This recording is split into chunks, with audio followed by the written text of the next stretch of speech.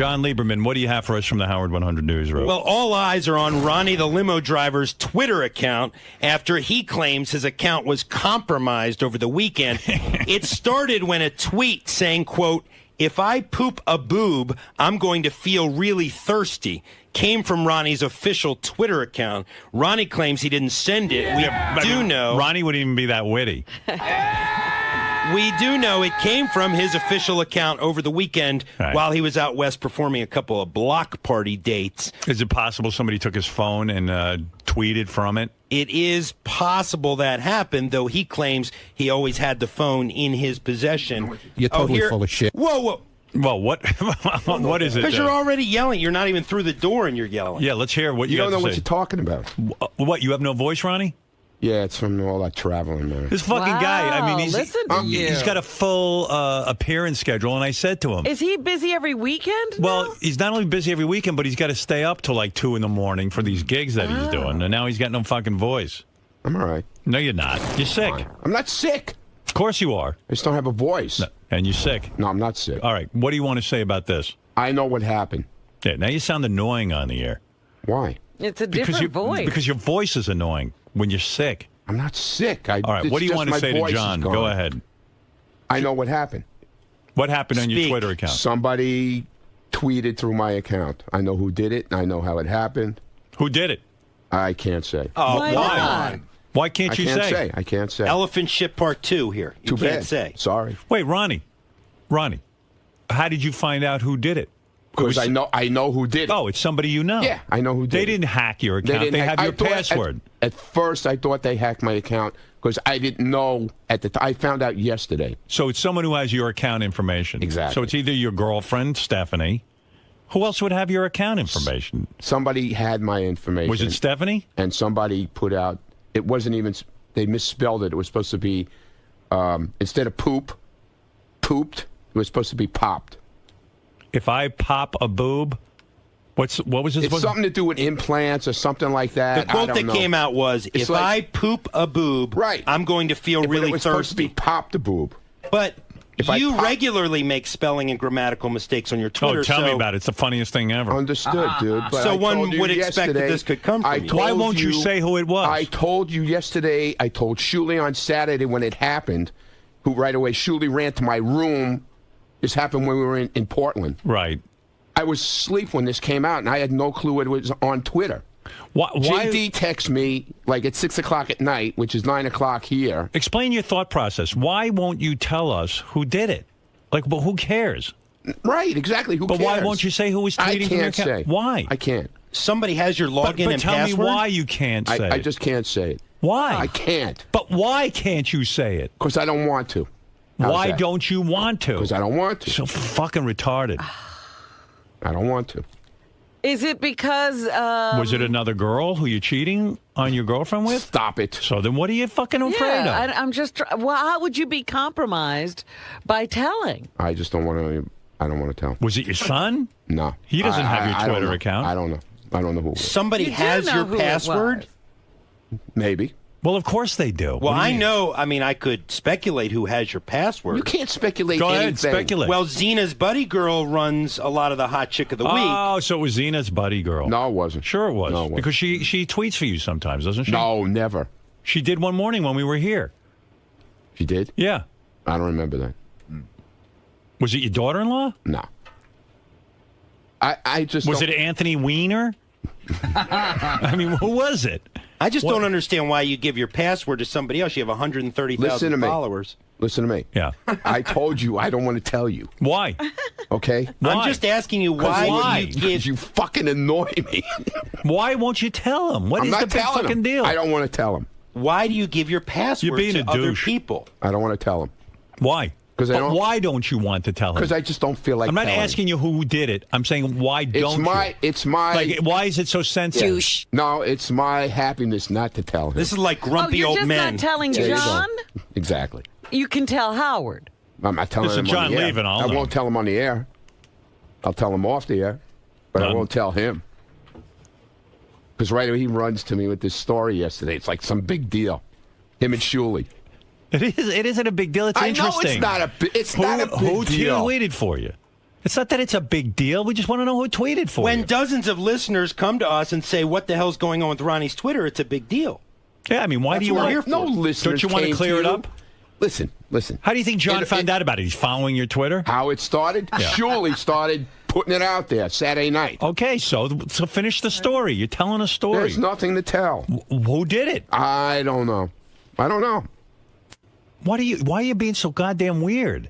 I don't know. All right, goodbye. All right, thank you. Goodbye. Wow. Oh, fucking weirdo. Get out of here. And don't use this show anymore. And don't use my audience anymore. Get out of here. Don't use this audience for your fucking purposes. Get out of You here. don't know who fucking hacked your account. What are you, a man or a mouse? Fuck you. Right.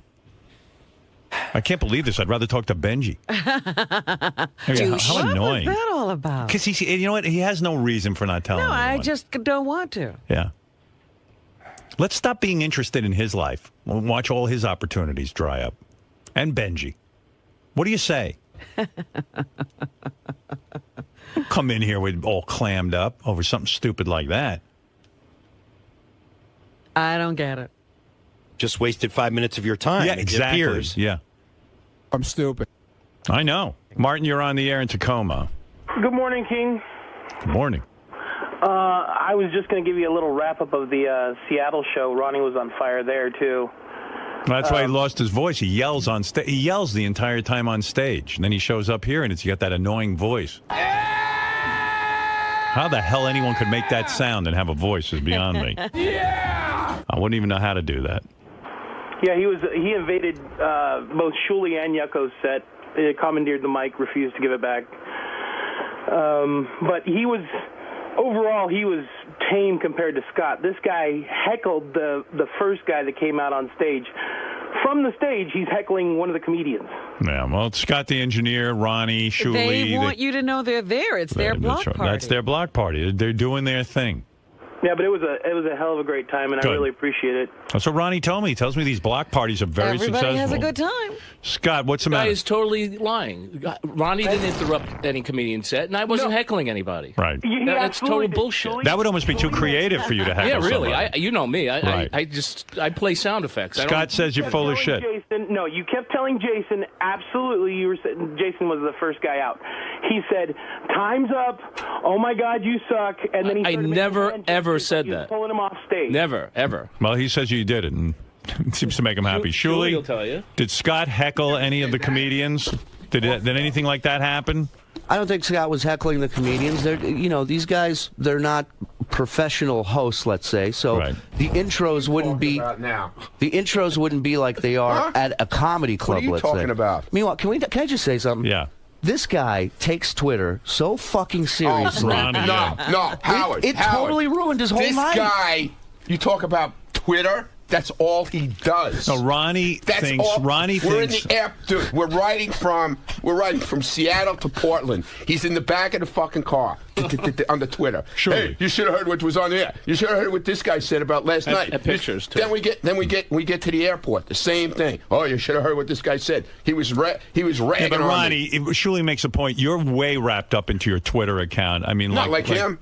Yeah, but you're way wrapped up in it, and Ronnie. you're acting like what happened to you was no big deal. First Shuley's, of all, I could just picture you freaking out that somebody hacked into no, your account. I wasn't. Was he, Shuley? Dude, Howard, I played an interview. I put Oh, together a he's such story bullshit. yesterday. No, I was telling him to leave me alone. He was. He was so mad. He's like, "Stop! Don't talk to me. I don't want to talk about this." And I go, "Ronnie, if somebody hacked into your account, what did they accomplish by putting this tweet out? Right. It makes no sense. They hacked into your account, and this is what they do with it. Right. I don't want to talk. I know you're up to something. I know Howard, you're doing." Howard. Oh, he blamed you. Well, all I'm doing on Twitter, by the way, because I'm sitting behind these two in a van heading to the gigs and stuff, so I just take different pictures of them from behind, Well, like how their heads, stupid is that? their hair, and I just post them on Yeah. Twitter. And then- I people watched love them. that. No, no. People love them. I'm going to follow Shuley. How do I follow you? Shalom Shuli on Yeah, Twitter. stupid ass Shuley. Wait, Ronnie fell asleep 3 times on the ride from Seattle So to what? Portland. Right. I downloaded an air horn app on my phone. Yeah. I woke him up 3 times, and then the 4th time, we slammed on the brakes and started screaming like we were about to crash, and he woke up. He woke up, called us cocksuckers, and went right back to Well, he's sleep. right. The guy's trying to catch a couple of seats.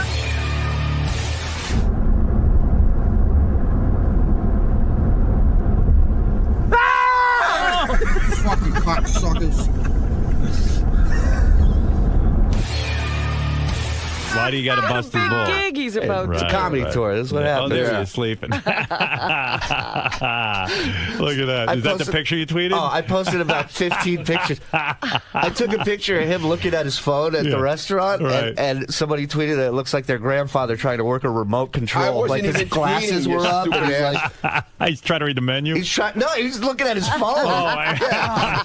He looks like a 2001 when they see the monolith. This guy thinks every time you're looking at your phone, Right. you're tweeting. I wasn't tweeting. I was actually answering an email. So why are you acting like with the John Lieberman story, like it was no big deal? Breaking his balls. Yeah, but I mean, that is a big deal when somebody starts tweeting from your account. It was right? a mistake. Oh, with somebody you know. Who, Yeah, exactly. Right. But you were freaking out, I'm sure. I would be. Look, I'll tell exactly what happened. Okay. I was fast asleep. Right. Before we were going to do the Saturday night show. Right. We got to Portland. I went to take a nap. I get a text from JD saying, "What's this tweet all about?" I go, "What are you talking about? I have no idea what you're talking about." Right. So then I go and I look on Twitter. I don't see anything. Right. Then I go downstairs to the lobby. We're going to leave. Yeah. It's so fucking stupid. It really is stupid. I go downstairs, and this one right away with the microphone. He's got the was big my tape job. recorder, Right. the microphone. Doing his gig. He's going, "So what happened?" I go, "What are you talking about?" He goes, "This tweet that went out." I go, "I have no idea. It's not me. I was asleep." and he's hammering me and hammering me and hammering me. "Well, what do you think?" And then he gets the other guy involved, John Toll. He goes, "So what do you think, John? Does he think, what do you think of this tweet?" "Oh, it's got to be his because it says it came from his account." He says I hammered him. I And asked they're him breaking my twice. balls. Ronnie loves his Twitter. I asked him twice, "What's going on?" Yeah. "Dude, not right now. Leave me alone, Well, dude." give Right, Ronnie 'cause a I didn't wanna whole be life. bothered. Like, remember when he got the offer for his television show because he thinks because of Twitter? Yeah. Yeah. Well, he brings people on stage. He's like, "Hey, you follow me on Twitter?" And he yells at him. Yelling We're at making him. him a hot chicken. We're doing a hot chicken of the week contest. Let me tell you something. This guy has the power. Right. I've never seen Tell him somebody. what happened with the guy. With Did his you listen to girlfriend. the tape of him at that porno? Oh my God! Porno AVNs? convention, the That- AVN Awards. We Let's sent see what Ronnie. you got, baby! We let Ronnie interview the girls at the AVN Awards, Yeah. and he's like flirting with them, and No, he's I a whole. wasn't. You're a whole character. Dude, I was doing the questions you told me to do. No, I know. It's just funny. I got to play that for you. I'm going to play that for you today. Okay. Ronnie at the AVN Awards. I didn't know Ronnie Yeah, had you'll gone like to that. the AVN And it Awards. was you'll like Stephanie, okay? It was Steph. That's what I thought. Who else would have your Twitter account? Yeah. And meanwhile, Scott, literally, like, you make jokes about this black cloud. It is so real. What do you It mean? is unbelievable. Oh, Like, you what gotta happened? tell him what happened. So I leave here great. work Friday after Jay Thomas show in the morning, Right. and Scott and I are driving to Ronnie's. We get to Scott's car. It's a light drizzle outside. The second keys are put in his hand for his car. A downpour, a monsoon of rain. The entire time, there was literally a black cloud following over our head. And we get to Ronnie's house. We get in this cab. And I tell Ronnie, he doesn't even know this, but I tell Ronnie that the cab driver doesn't want anybody sitting up front. Right. Just so Oh, all you tell three of me us, that. just so all three of us will be packed in the back. Yeah. This is what I got to deal with. Yeah. So all three of us are going to the airport. My hand's touching his leg and shit and everything. We get to the airport. Scott goes to buy a bottle of water at the Wait, gift what shop. about the car? Oh, the car was a piece The of shit. windshield wipers were flying off the car. The woman couldn't see where she was going. And That's he's my Right. fault. Scott is. That's my fault. Right. And he's super driver. He's like, "Are you sure you can see out of that side?" Like he's getting involved in her job now. Yeah. We get to the airport. He goes to buy a bottle of water. I'm not lying. Scott. Scott goes to buy a bottle. The register breaks. Stops her. They had to close down the store. They had to close the store. She couldn't ring anybody up. Oh my God. And I tweeted it out, and everybody on my Twitter goes, "Dude, change your flight right now. Do Right. not get on that." Do Like, you usually fly with him? this is my first time flying with these guys. Wow. Yeah. Did you start to get freaked out that all this shit was happening? I got a little nervous. I'm like, dude, this is Scott, really does this happening. go on all the time? No, of course not. I mean, my God, you get in a car, a pouring, the torrential downpour. You get in a cab, the cab breaks, the windshield wipers break. You go to the fucking pay for some water, and the fucking cash register closes the whole store down. It's crazy. It's nuts. His mother told him, "There's a black cloud over your head." When he was a little boy, she told him. Well, we made it to Seattle fine. It was. Yeah, well, okay. Yeah. One of my highlights this weekend was the sound check in Seattle that we did. Yeah, and yeah. Scott comes down to make sure that there's stuff that's compatible with his DJ equipment. Right. And so he tells the sound guy, he says, so where do I plug it at? And the sound guy goes, what are you running off of? And Scott pulls out his cell phone. There we go. Yeah, there's my DJ. I put a lot of effort into this. Then he couldn't get his phone froze up on him. Yeah, phone was breaking. He had to take the battery out and reboot the phone. My DJ's on the phone with Verizon. Give us a few minutes. Can you hear me now?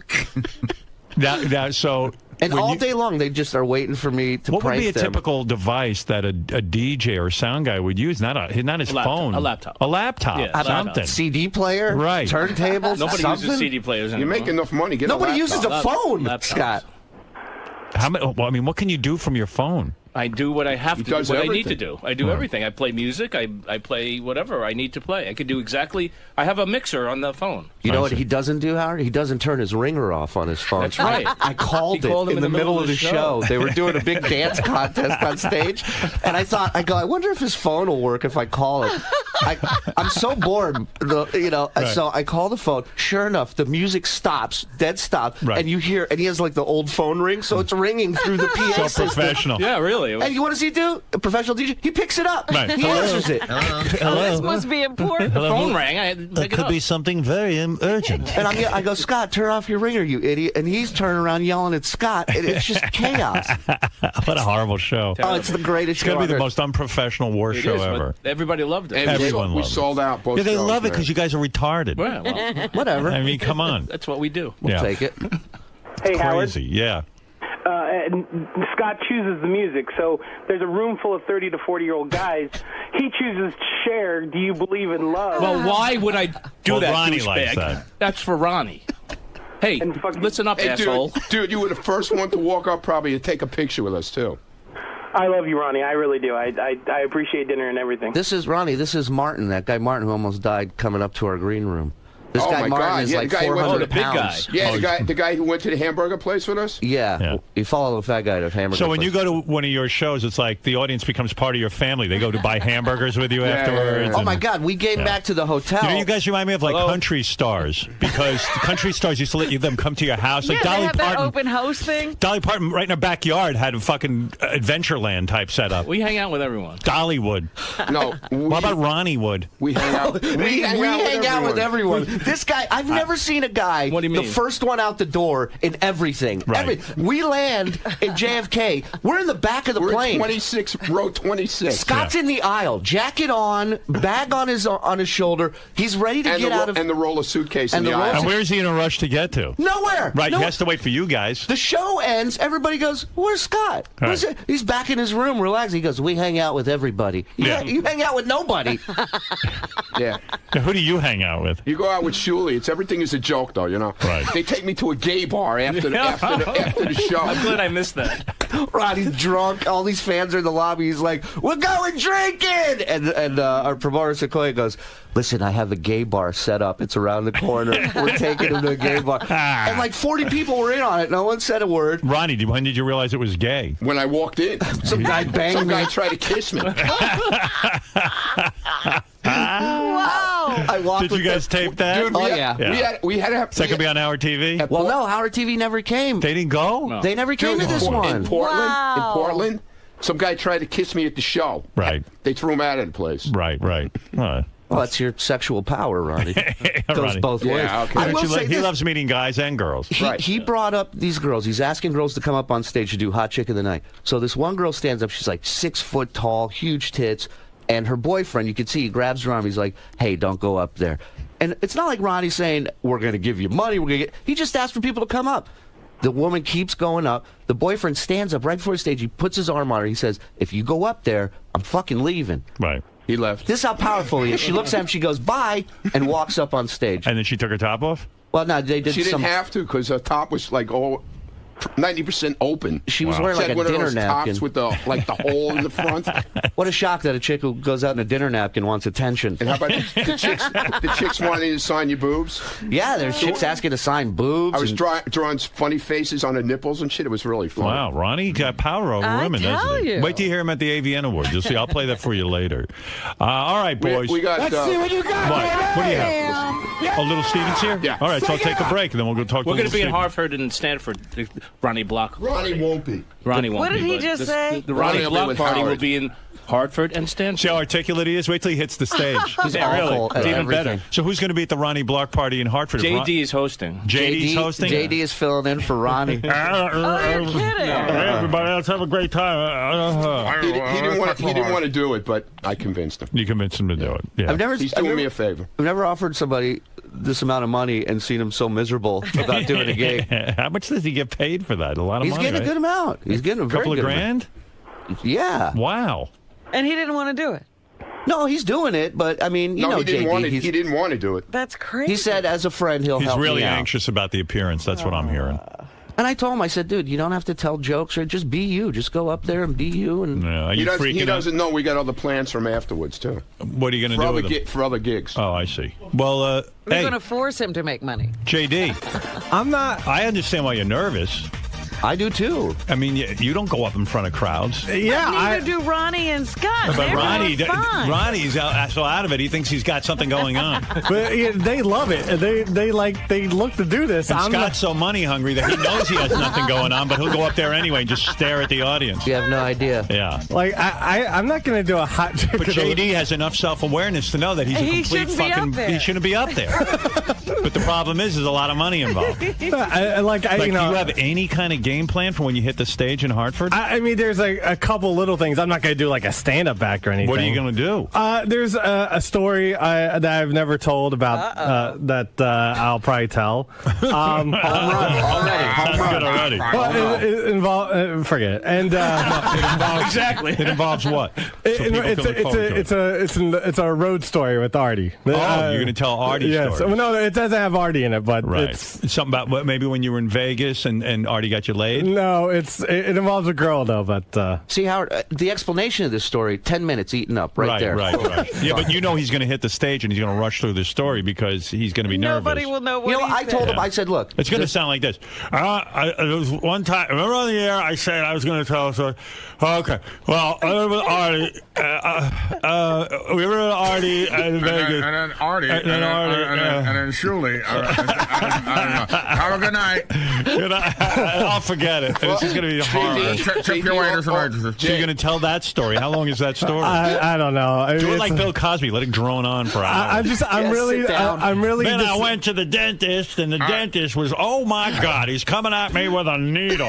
And then I went to karate school. JD, just get ready for all the pranks, okay? I'm not going to okay. prank him. It's Yeah, fun of course. pranking you No, guys. of course not. No, you ain't So gonna what are you prank going to him. do? You're going to tell that story. How long does that last? Have you figured out how long that No, lasts? I haven't really done it. I sort of just wrote it down, Okay. a little bit. Yeah. And that's really it. Intro people. I'm just worried of disappointing because, like, Ronnie's a maniac, and I'm Right. afraid people are going to So come. why don't you try to yell like Ronnie? Go, I can. Yeah! I mean, that's about it. Do that, yeah. Let's some fucking horse.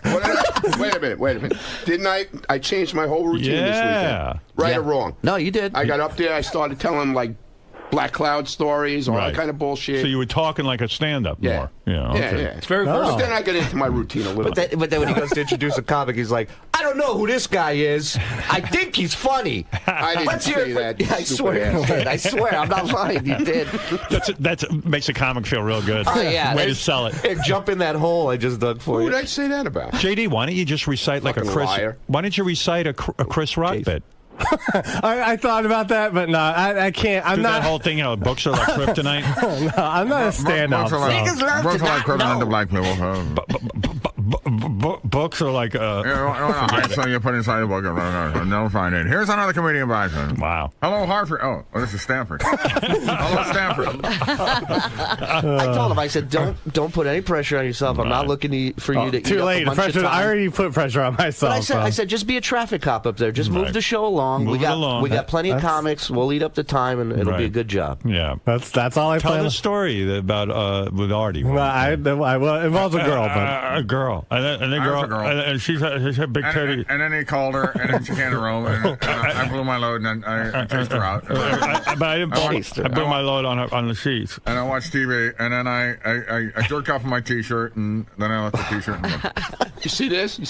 Yeah. This is how It's it Scott. is at the and show. then Scott just stares. It's like Scott contributes nothing. We just got a glimpse of the show. What do you? It's like Howard. Why does that? I'm just letting the action flow here. I don't want to interrupt anybody. You don't want to interrupt the action. No. This is good stuff. Why would I? This is what Why goes would I on want to in get in the the middle of this? Right. It's like Ronnie and a totem So pole why on do you bring stage. Scott? I mean, seriously. I'm not supposed to say a lot. I like a play totem ringing pole. effects. That's what I do. Scott's like a human totem pole.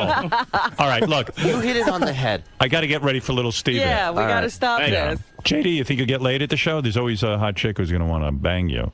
We'll see. When they see you on stage, they're going to see you in a whole different light. No, we'll see about that. Girls, I'll meet you after the show. Make me by the dumpster.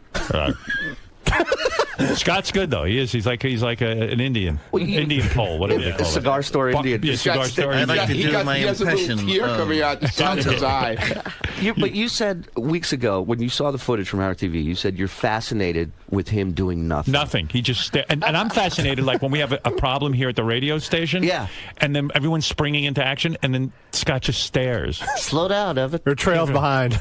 Evan, you're doing too much. Easy, Evan. Easy, Evan. You're gonna give yourself a heart attack. Good shit this weekend. Yeah. He just stands there, and like I can imagine watching the show and just staring at Scott. I'm staring at him. I'm not even focused on what I need to do. I'm just fixated on Scott. No, like right now we're talking about him behind his back, but he's staring at him. You wouldn't even know. Right. It's You wouldn't even know. Fascinating.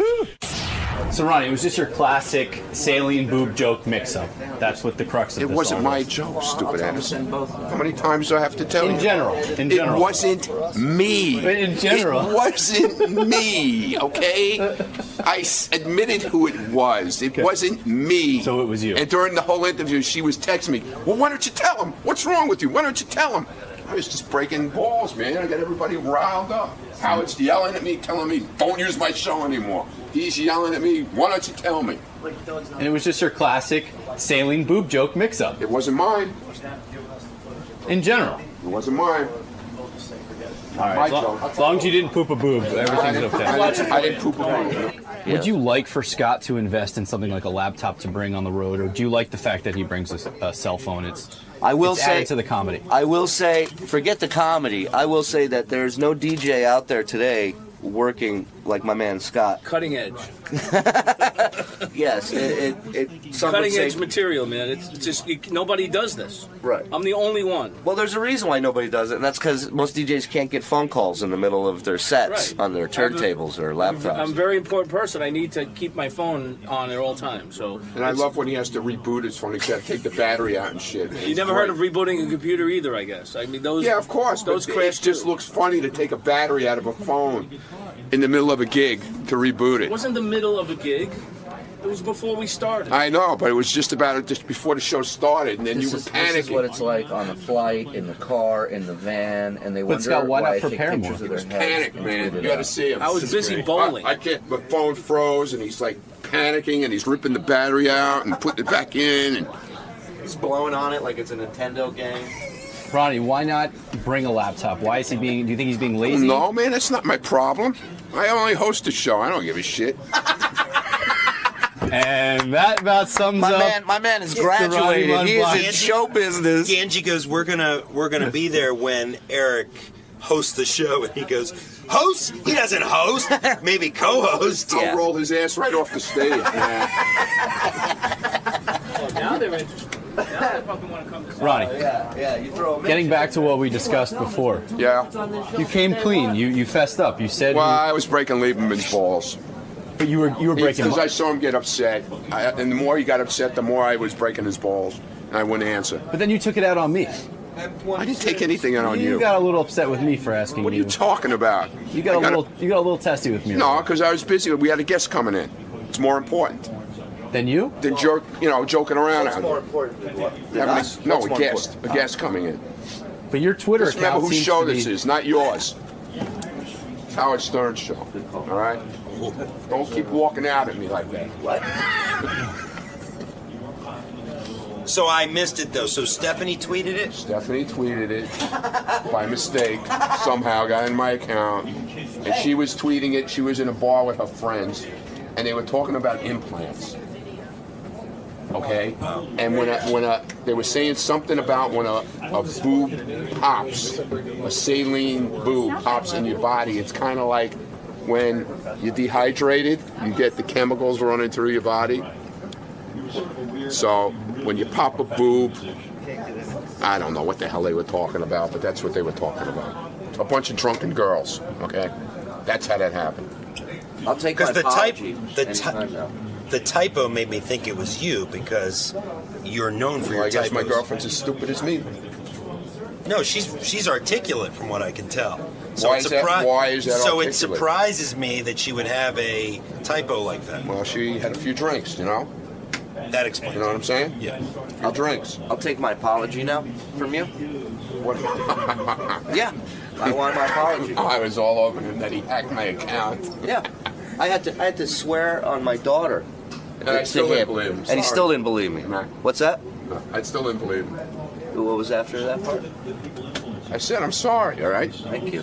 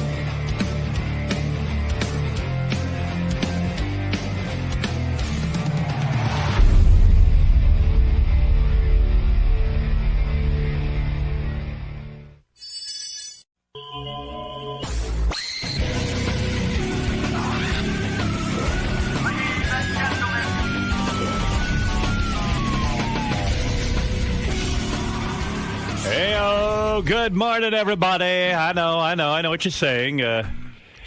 Is there anything exciting happening this morning in terms of an announcer? Well, listen to this. Listen to your announcer. I'm George Takei. See? And during this time of crisis, I'm reminded of the Japanese phrase gaman, which means to endure with fortitude and dignity. And to that I add hitonomi en, which means I proudly swallow. You're listening to the Howard Stern Show. And he does. Thank you, George. Wow. Good morning. Good morning. Good to see you. Good to see you all. My first visit with you all this year, the year 2011. Is that right? It is. This is the first time. It's been 4 months since I last saw you all. You know, it's just been too long, my friend. Much I've missed too long. him. Yes, I was wondering when you were going to get back in here. Live long and prosper. I am living long and prospering and getting up every morning at 4 a.m. for you all. Doing any... by the way, George turned 70... Not yet. Not yet. When are you turning? On April the 20th, I turned 74. Unbelievable. Wow. You're in great shape. I saw you this morning in the hallway, and I said, man, this guy looks healthy and fit. I mean, you look good. Well, I believe in the law of nature, and, I'm a law-abiding guy. I just go by what But it the does law make you is. angry that you take such incredible care of yourself. I mean... What is it? Why would it make him angry? It's not because incredible. his partner, Brad, is not thin. Oh, that part. Well, I try to restrain myself because I was scolded by you last year. No, but between us, I know what you're saying. Yeah. When one person works so hard on their physique, I mean, you do. I mean, it ain't easy staying thin. I'm sure you watch what you eat. I'm sure you work out. And you do all of that. I do all that. You can. Does Brad just lie around? Does he Yeah. not try? Well, he doesn't. used to be fantastic looking. I mean, he was Yes. an outstanding marathoner. Uh-huh. But now, when I'm doing my exercises in the morning, at least he walks with me in the morning. He will walk. He will walk. But he just is there at his computer while I'm doing my And sit-ups and push-ups. doesn't that irritate you? I mean, you're doing sit-ups and push-ups, and he's like just sitting there at the computer. And you know something? I'm going to tell you. Beth and I work out together. We go for runs and stuff That's like that. fantastic. I really admire that. And I like that because, like she even says, I would have a hard time, she says, with you if you didn't take care of yourself, and I think vice versa.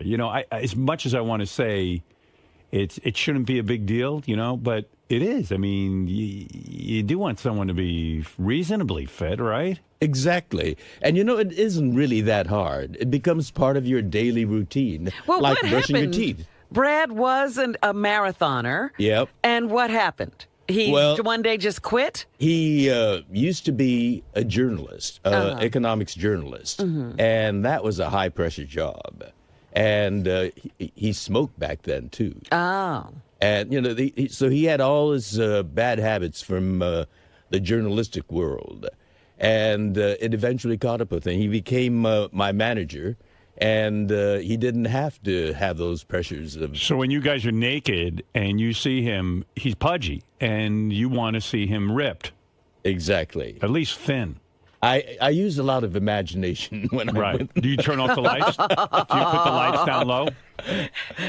No, because I'm a visual as well as tactile guy. Yeah, but do you ever go like, you know what, okay, Brad's a heavy guy, so what I'll do is I'll turn the lights down low, or maybe what I could do is just stare at a certain part of him so that I don't see how fat he is. Well, I try to, we wrestle, as you know. Right. Yes. And I search for the musculature. Did I say it right? Musculature? Yeah. When you say you search for the musculature, what does that involve? In other words, what do you do? I mean, what do you mean you search? Squeezing him real tight. To feel the muscles, to get through the fat to the muscle? Right. Oh, dear. Hey, poor you.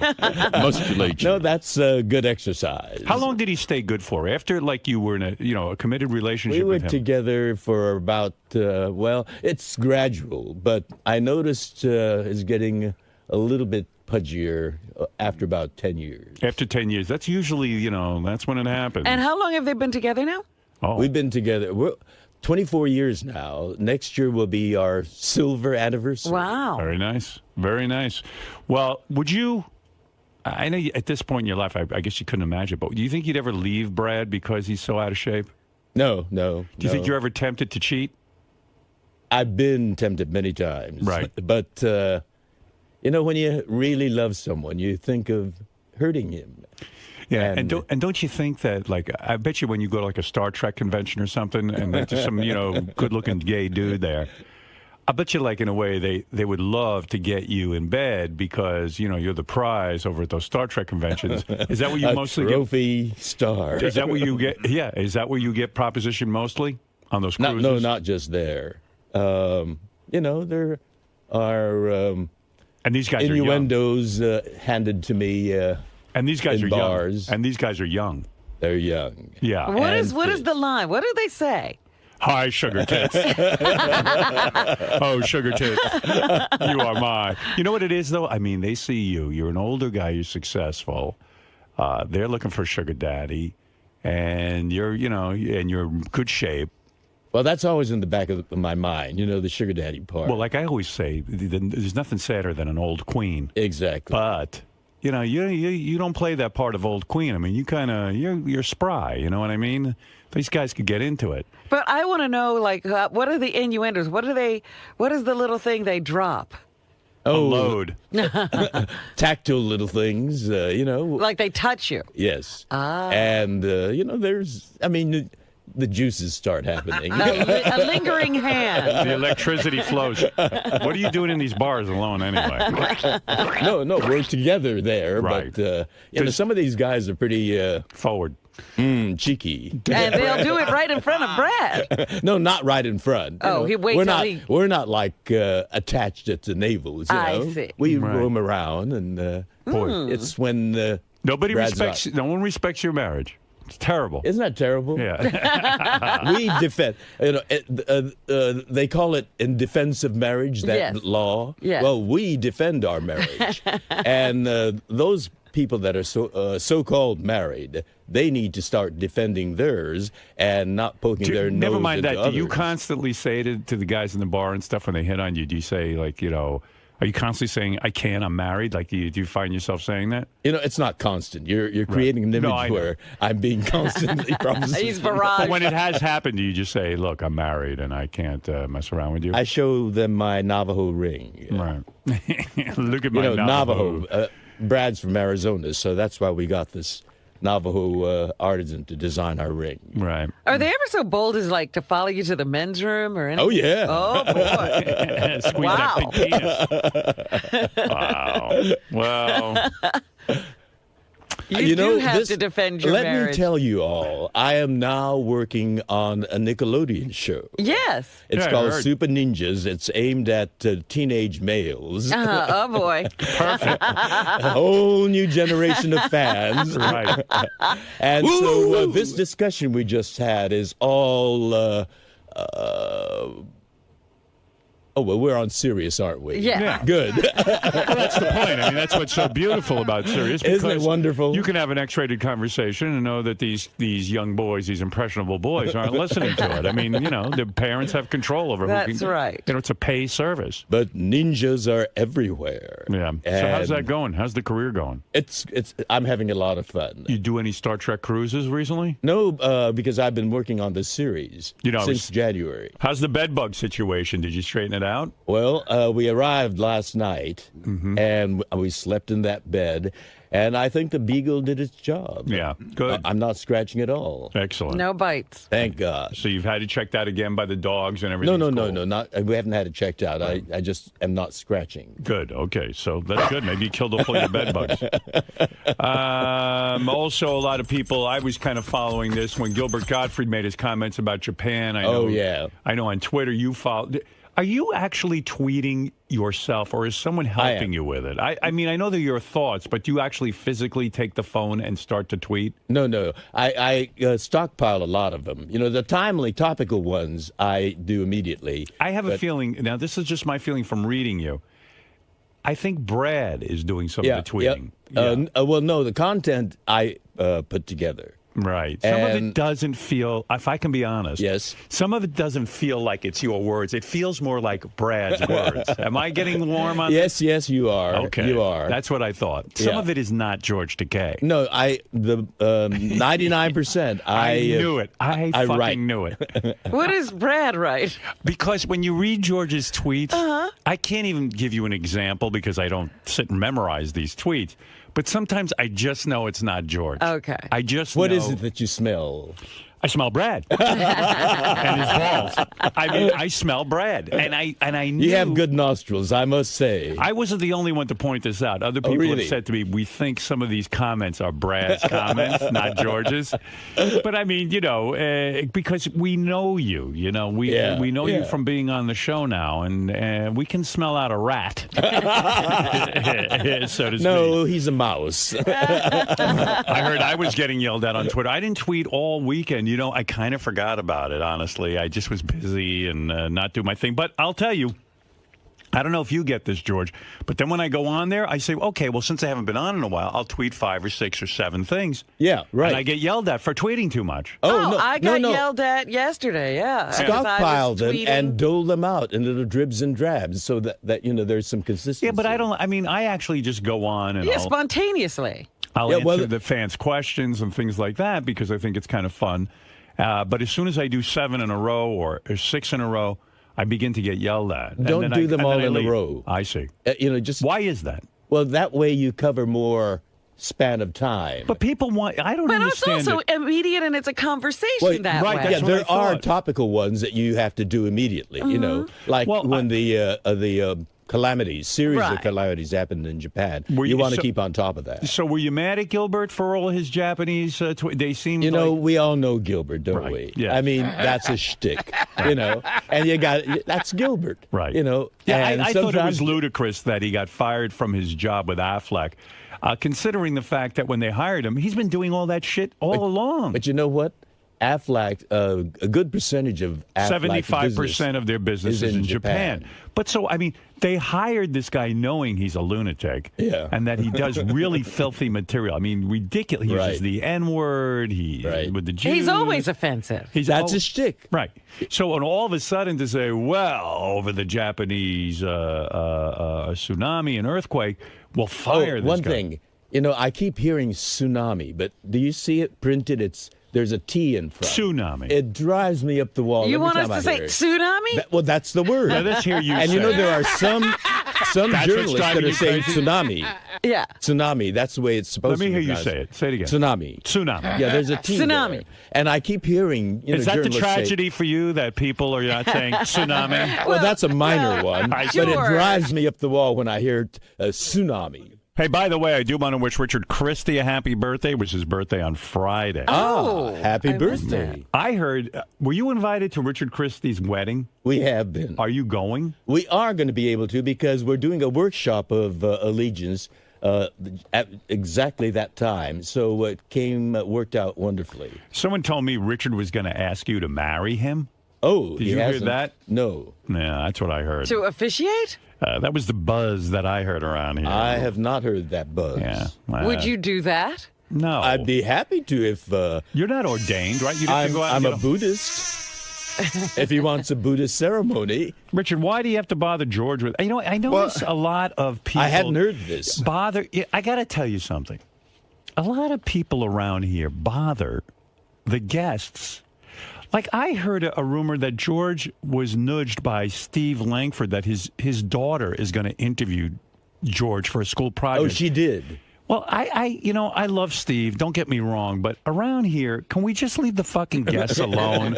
I mean, honestly, George isn't going to be able to say no because he thinks it's going to affect his relationship with me. But it's I don't feel like I'm a guest. I feel like I'm a member of the family. Well, you are a guest. I hate to tell you, you're not a member of the family. I'm shattered. Absolutely shattered. You can't be a member of this family. No, but I mean, I feel so isolated now. No, I just don't want the guests being nudged. I mean, I think it's really sweet that Steve Langford's daughter has a school project. But you want to know something?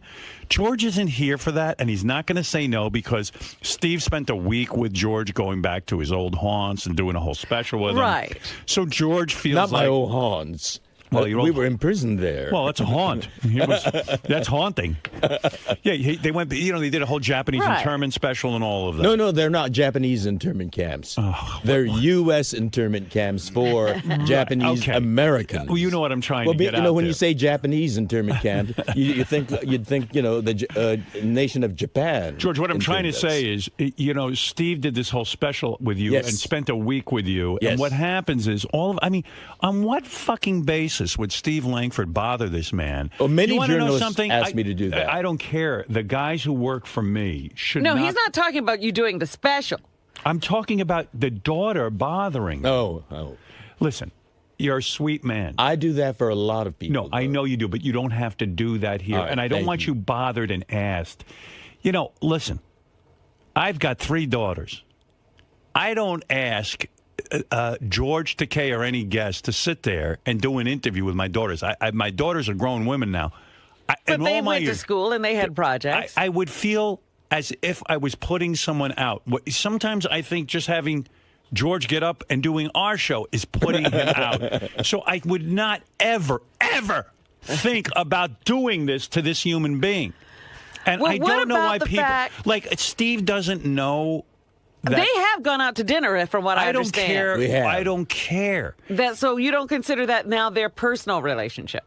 Listen, the only reason Steve knows George Takei is because of our show. And asking George to sit down with your daughter for a school project, you know what? Let his daughter go out and find somebody of interest in the community. She doesn't need to be a superstar and interview a guy from Star Trek. Now, give me a fucking break. I mean, it's ridiculous. And the reason that George is giggling is because he agrees. And he's too kind to say Richard? Richard and George also socialize. Well, that's what I mean. Yeah.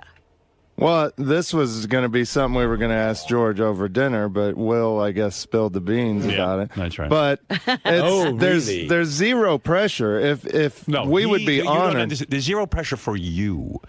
For him, there's pressure because he has to sit there and go, Well, I feel comfortable with Richard to say I won't be able to do it because I'm here for a workshop and I'll be working on that all during, the 2 weeks prior. Yeah, and that's totally fine. Okay, that's totally fine. He shouldn't have to answer you. Do you understand?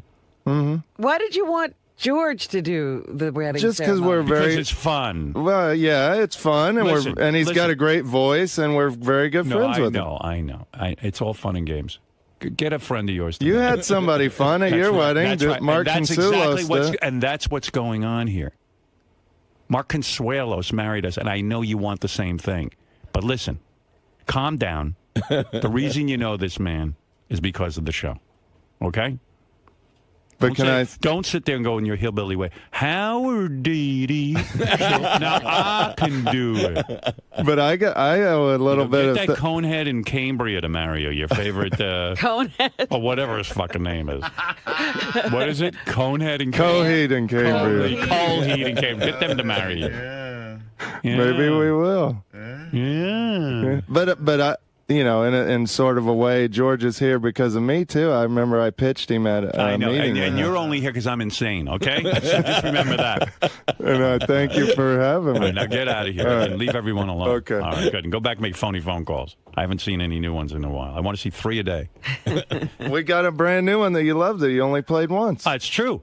Yeah. But that was last week. And we got a new one we're editing for this week, right. too. Now Should have it by tomorrow. Quickly go edit. You're wasting time. He's busy plotting that wedding ad. Oh, I didn't know that there was such a plot about to be hatched. Well, I heard that you're getting hit. You see what I mean? Richard asked for the wedding. Steve Langford's daughter. I mean, Steve is a nut to think that that this is an appropriate request. When did he ask? Did he ask? Where is he? Is he here? Quite some time ago. Where is Steve Langford? I want to yell at him. Was it during the special or? No, it was about. I think he talked to Brad about a month ago. You know, sometimes it's really great to let your kid go find someone on their own. That's sort of the project. Daddy doesn't have to step in and prove what a big superstar he is, delivering the guy from Star Trek. It's fucking annoying. So he actually called Brad and made the request. Right. Wow. Yeah. It was scheduled. Hello, this is Steve Langford from Howard 100 News. Brad, I know this is a terrible imposition, but, you know, my daughter... I was happy to... I get a lot of those you're requests happy. from I get friends. it. I get it. And you know what? They should leave you the fuck alone. Yeah, well... You know what? My email is filled with requests for everything from all my friends, my so-called friends. Right. And you don't honor them. A lot of them I don't. Yeah. I don't even respond. I can't respond to all the requests. I get a lot of those, from total strangers over the internet. And unfortunately, you've met the people here. Yeah, well, that's the problem. I know because of my relationship, suddenly George is on the phone with Steve Langford's daughter. And don't think I don't know that. And I don't know why more people around here don't know that. It's just inappropriate. But what can I tell you? Steve's not here? I'm a nice guy, you know. Yeah, you're too nice, and I am too. What? Oh, he's on his way down. I know I'm going to get worked up. Keep me calm, Robin. All right. And you know how to do. And you know how to do it. I think George I would be really good at keeping you calm. Better you keep me calm. Actually, I like to touch. I am tactile. You know how you were telling me how you banged women and also men, and it's like I was reading the New York Times yesterday. There was an interview with a woman who she was with a woman a long-term relationship, 2 women. All of a sudden they break up. She decided to date guys, and now she's married to a man after a 15-year relationship with a woman. There's truly I used to think there's no such thing as bisexuality. Now I'm starting to think there is. I think there is. I mean, the human animal has a lot of senses. And do you consider yourself bisexual? I was, but now You're gay. I think I'm monosexual. Yeah. Just one sex. Right. Brad. You're Brad sexual. Yeah. We've shared so much in common. We've been together for 24 years, and that I value that. Right. It's something that's very precious to me. But the thought of screwing a woman right now is kind of nauseating. Or right? any other person. Yeah. Where is my... This, I think, is in and of itself a news story. Yeah. Langford will not come back. Why? You're kidding. He refuses to come back. Why? He says this topic is off limits. Why? Why is it off limits? I think because it involves his kids. He said, your kids are off limits. Wait a second. I'm not talking about his kid. I'm talking about him. I'm talking about him arranging for an interview with a guest of mine. I was surprised. He gave me the hand. I'm like, Steve, you of all people? And he goes, Steve this is knows. different. Steve, this is not different. This is not talking about his daughter. I'm not talking about his daughter. I'm You're talking about him making the request. Right. But I just went directly. He's sitting in his chair, and he's not coming in. Interesting. He's got to come in eventually.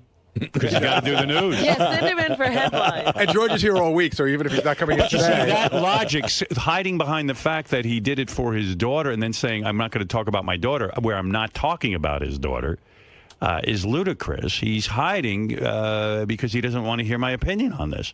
If he wants to be mature about it. He did say point well taken. That's what he told me. Oh, he did. Okay, so he gets it. I think. Yeah, but wouldn't it be better to hear him say point well taken? Yes. Yes. He can't come in and do that. Point well taken.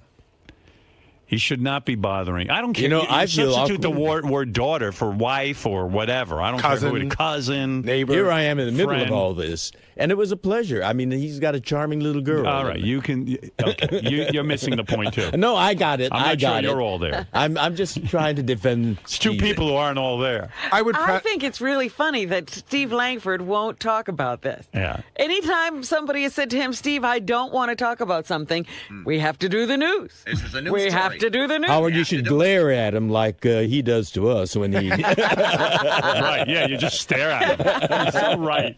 Howard, he'll be in a half an hour to do the news. Did you? I know, and that's what I'll ask him about. I will confront him. Don't ask, just glare. Glare. I'm sure you heard Howard's comments Yes, just now. absolutely. Where do you stand? What's your defense in Well, this? as I said to Gary just a moment ago, point well taken. Fine. Done deal. However, discussing people's daughters, young daughters, on the air, I don't think so. But I don't think the issue is more so about your daughter or young daughter. As Well, it is. that's what got raised. and Well, I think it's the that's not gonna- subject of asking George What's a good favor. for the goose is good for the gander. But it's just the concept of asking George a favor. I think Howard was more Absolutely. pointing to. Point well taken. Do you think so? You think he's right? You think that No, I don't perhaps think you. he's right, but if that's the way he wants to do it, that's fine. But why not come back and discuss that subject? Not so much. Because there's a hypocrisy here about certain things that are off limits. So are you saying certain things are off limits for Howard, but Yes, but absolutely. now that it's the tables have turned and it's your turn to go in. Yeah. So you basically more so have a problem with Howard would be unwilling to discuss something like this. We would never, in a million years, raise those kind of subjects.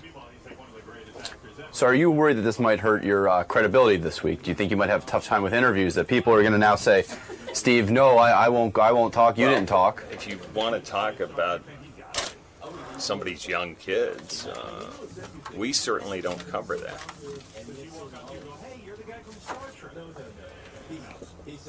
Okay, sir. I see you are unwavering on your stance. No, listen, that's the way he wants to do it. It's fine. I understand. Absolutely. But the same rules apply to you as well. Level playing field. It's the American way. Richard, is it frustrating or disappointing to you when Howard criticizes you using the show, so to speak? No, I'm used to it by now. I'm used to the criticism. I've been here almost 7 years. It goes with the territory. So why did you still decide to ask George, or why are you still planning? Well, we on weren't even for sure gonna. That's just somebody we had in mind that'd be, a great person to do it, because we're not doing a religious wedding, and we probably just have one of our friends do it. So, I guess next in line will be Lisa or Greg Carmel, the cameraman. I'm excellent. I'm actually ordained online, so. I am too. I'm a Dudist priest. I'm ordained at the Church of Lebowski, and I can actually marry people. So, Sal and I are available to marry people now. You abide? The dude abides. We'll abide your wedding. Good luck with that. Thank you, Rick. Thank you. All right. Any apprehension from your part in seeing, one of your best buddies get married? You don't seem to be too high on the subject of marriage and the concept of marriage these days. Listen. Everybody's different. It's all peaks and valleys. That's the way marriage works. He's getting married. Right now, he's in that mode of peaches and cream. Everything's going to be fantastic. And you know what? I hope it stays that way for the rest of his life. But do you see your friend headed towards a multi-car pileup right now? Listen, if somebody's going to jump, you can only get so many cops to say don't do it. They're going to jump. That's it. I just hope that when he lands, it's going to be on something nice, soft, and cuddly. for the rest of his life. I'm very happy for him, and I think Kristen's a phenomenal girl. So, and you know, to me, Richard's already married. He's married to me. He's my wife. He's the wife I always wanted. So, I look at his marriage almost like as a roommate, and I'm the real husband, and he's my real wife. She's just going to keep him warm at night. That's As it. long as she makes him happy, and I know she will, because she's a great girl, and he'll make her happy. You just know that every morning around 5 he returns to you. Absolutely. He gets all cleaned up, relieved, whatever he needs to do is done, and he comes to me fresh, squeaky clean, and ready to roll. Smelling like a rose. Dipped in dog shit. You know, I tried on April Fool's, Robin. You thwarted me. But I tried on April Fool's to start an April Fool's joke where I was replacing Charlie Sheen on 2.5 Men. It lasted all of 10 seconds. As Robin goes, oh, this is April Fool's. Fred should have told. Fred said to me over the weekend, he said, you know, it would have been better if you had like Steve Langford come in and report that he heard a rumor about it. Right, and then I could have been somewhat would have coy. thrown everybody off track. Meanwhile, how good an idea is that? I'd be terrific. If I do say so myself. I'm not taking over. Thing is, people can't believe it because you're so needed here. Yeah, believe me, I got news for you. I ain't doing anything. I do this show and I do Howard TV. God bless, and that's that. Well, that's why I said it was a joke. Yeah, people know that. I told Robin I read a script that was pretty good, and they offered me this movie role, and I like doing that. Oh, you should have. No, I'm not going to do it. I've been thinking about it. I don't You want should to do a movie. Yeah, but I don't want to. Why? Because, you know what? I'm not an actor. I do enjoy the process of being in a movie, but... Well, you bring your personality. Most movie stars are that. I don't know that I could do this role either because it involves me like getting into some... Not pornographic, but like a heavy sort of make-out petting scenes with this chick who's obviously a hot chick. It's a movie, and she plays a hot chick.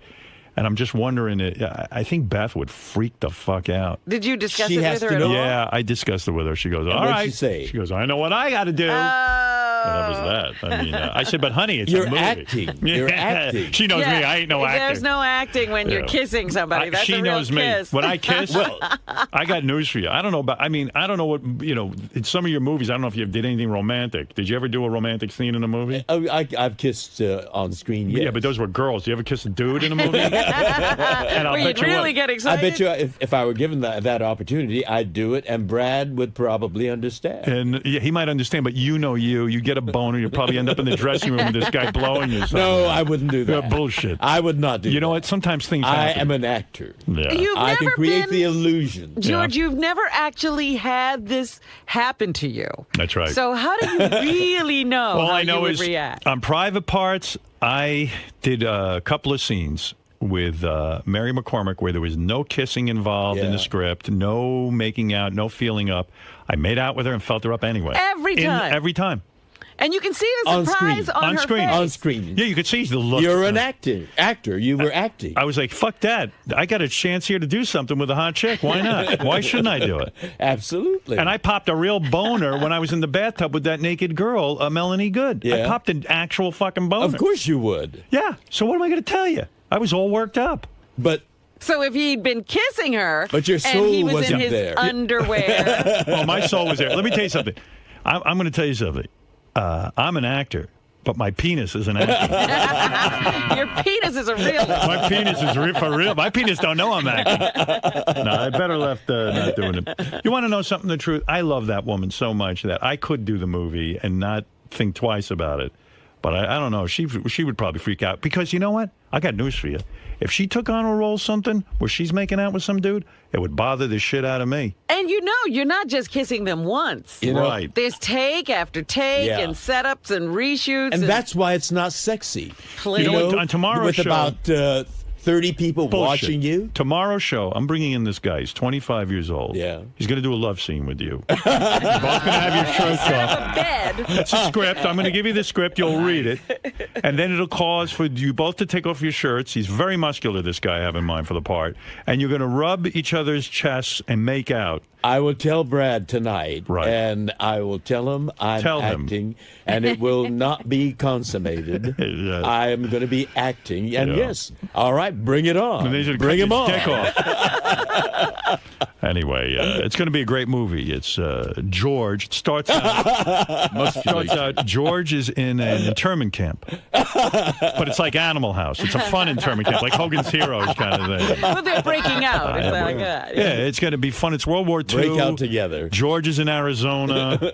The guards love him, and one of the guards falls in love with George. And it's hot there, so we take our shirts off. That's right. It's sweaty. And then you have to You know wrestle. what we have to do? We have to put a meter on George to see if he's acting or if this is real. Well, as Howard said, I can be acting, but there's certain anatomical things that don't know that. And Brad will tell you he's acting when he's on the phone to his attorney. Anyway, so Charlie Can I bring, I was going to say Artie, Brad here? Yes. And have him be witness to it? That's right. I want him to watch. Oh, my goodness. Yeah, it's great. In this one scene I want you to do, this is where you blow the guards to get a weekend pass from the camp. And you have to really... he will not allow that. No, he won't. The guy won't come. It just, just kiss it a few times. And then the guard goes, "Oh, you think you can blow me and get a secret pass? That's it for you." Then he ties you up naked and he sticks an eel in your ass. This is the Howard Stern Show.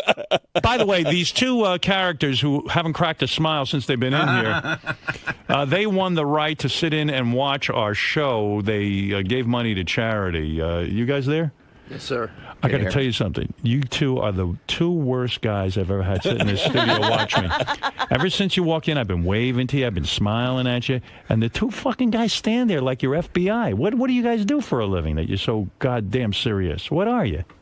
Seriously, what? I'm a contractor. I build houses. Well, what are you so miserable about? I'm not miserable. I'm a performer. When we see guys like you staring at us, you got to get into it a little bit.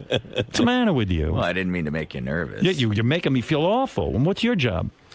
I co-founded 100 Contacts. 100 Contacts? What's that? The thing where you call and you get your contacts sent to you. Contact lenses. Oh, that's good. Now, that's good. Who wants to go for their contact That's a brilliant lenses? idea. You must be incredibly wealthy. No wonder you're staring at me like I'm from Mars. Probably get those contacts in, that's all. Well, this is Craig and John, and you donated money, and you also got the right to sit at the Knick game with Fafa Fui last night and Fred Norris. Wow. Yeah. Is that correct? And the Knicks made it into the playoffs. I know, that's for a miracle. the first time in years. That's a miracle. I'm so happy. Since 2004. What was it like sitting with Fafa Fui and Fred? Did they talk to you? Absolutely. They did. Fantastic. You had a good time. Fred talks. Well, Fred's weird. Sometimes he doesn't talk, and then when he starts talking, he won't shut up. So you sat there, you talked to them, and you had a good time. Yeah. Okay, you guys are great interviewers. Sorry. I think they were enjoying themselves last night at the game. Yeah, are you guys nervous or something? I'm a little nervous. You're a little nervous, okay. Yeah. Because I never seen anybody with just a blank stare like you. I mean, seriously. Is Fred implying that they might be hungover? I saw one of the gentlemen who shall remain nameless, but was imbibing quite freely with the beer. Who was imbibing? Mr. 100 Contact. But he can do that. He's the CEO of the company. After spending the night with Fred and Gary, Baba Buhai, if you could only be with one of them, who would you be with? Who is your favorite? And I'll go to Craig first. I go with Fred. Fred. Yeah. Why is that? Because he didn't say much. There you go. Maybe Fred couldn't talk. Gary talks a lot. Is that what you're saying? Yeah, Gary talks a lot. he doesn't get it. He doesn't. He's like a woman, right? Yeah, I was lucky because I was on the end, so he took the brunt of the talking. And is it mostly like nonsense talk? Like it was, just chatter. Yeah, he knows about everything, right? He's Yeah. Oh, this reminds me of the time. Did you know the Knicks did this? Yeah, my boy Lucas plays basketball too. It's always a constant dialogue, right? Yeah. Would you rather have Gary not been there and just gone with Fred? No. I had a great time. Yeah. Yeah, it was cool. It was a good game, too. Yeah, it was a really good game. John, it's hard to watch the game and sit with those guys at the same time because it's really loud. It's a sporting event. Right. And you want to see the game. Right. At the same time, you want to talk to those guys, but you can't really have a conversation. So. Well, Gary should understand that. I mean, he's talking through the whole game, right? Kind of. What is he talking about? Guy talk. Guy talk. Basketball. You know, I know you guys probably saw my pitch at Shea Stadium, but I gotta tell you, I do know a lot about sports. Did you read my book? Absolutely. You did? Do you know my father's name was Sally Fu? That was his nickname? Sally Fu could have been a gangster, but he took the straight and narrow path. John, did you agree that Gary would be the guy you wouldn't want to be? Like, you'd rather be with Fred? No, they were both great. They were both equally great? Yes. All right, well, He's nice. a diplomat. When you got to the part of my book with the lists, did you enjoy it? Oh, absolutely. You did? Howard made fun of me. But I know it set a tone for the book. I understand that you're from Utah. Now, which disc would you take back to Utah with you? Wait, if it only was anything like that. They said you didn't shut up. No, he said I didn't shut up, and I didn't. I hardly talked to him the whole game. He was 2 seats away. Nobody could hear anything. He says you didn't shut up. No, John was sitting What, next he's lying? Yeah. Not lying. He doesn't say a fucking word. Like talking to a fucking Mount Rushmore over Because the guy wants to watch the game. He's a man. I was talking to John, right? Yes. He was talking to John sitting next to me, and he had a lot of questions about the show, which I graciously answered. Right. We hardly got to talk, except when John got up to go to the bathroom. He said you didn't shut up. I'm going with him. You should go with him. You'll be bored to tears. Craig and John. All right. Well, enjoy the show. And Anthony, what can I do for you? Listen, man, I got a new question for Robin. Dude. And possibly George. Want to know when's the last time they got their asshole licked? George, when's the last time you had your asshole licked? Sunday. Well, That's a George good has had it sooner than me. When's the last time you had that, Robin? I can't remember. Can't even remember. Was it really that long ago? Asshole licking? Yeah. That doesn't happen all the time. You know what? I'm not much into that, but when Brad obviously It licks, happens. when Brad does that to you, do you feel obligated to lick his asshole? No, not necessarily. It's not quid pro quo. I mean, it's spontaneous. You know, it's happening while we're wrestling. Oh, he's licking and wrestling and How does he win the wrestling match? If I know you guys like to wrestle, but how does he win the wrestling match if you're busy licking his asshole? Or he's busy licking your asshole. We don't stay at it. You know, it just happens while So his face ends up in your ass, between, you know, and then he starts licking your asshole. It's just in passing. Right. It's a little sign of affection. When you do that, though, that's a heavy taste. I mean, that's a thick. No, we're clean. Yeah, but I don't care how much you they clean. shower first. Yes. You remember. When he licks it, though, does he get in there and get the sphincter, or No. No. What? Just, you know. What? Just the swipe? Yes. Swipe. Swipe. I could use a swipe myself. You guys had a good time in there today? Yeah, it was fine. You afraid you might have stepped on Gary a little bit, or is it? No, yeah, he misunderstood it a little bit. All I was saying is I heard him and John talking the whole time. It wasn't anything big, but I could hear him. It was loud at the game, so I couldn't really contribute to the conversation at all.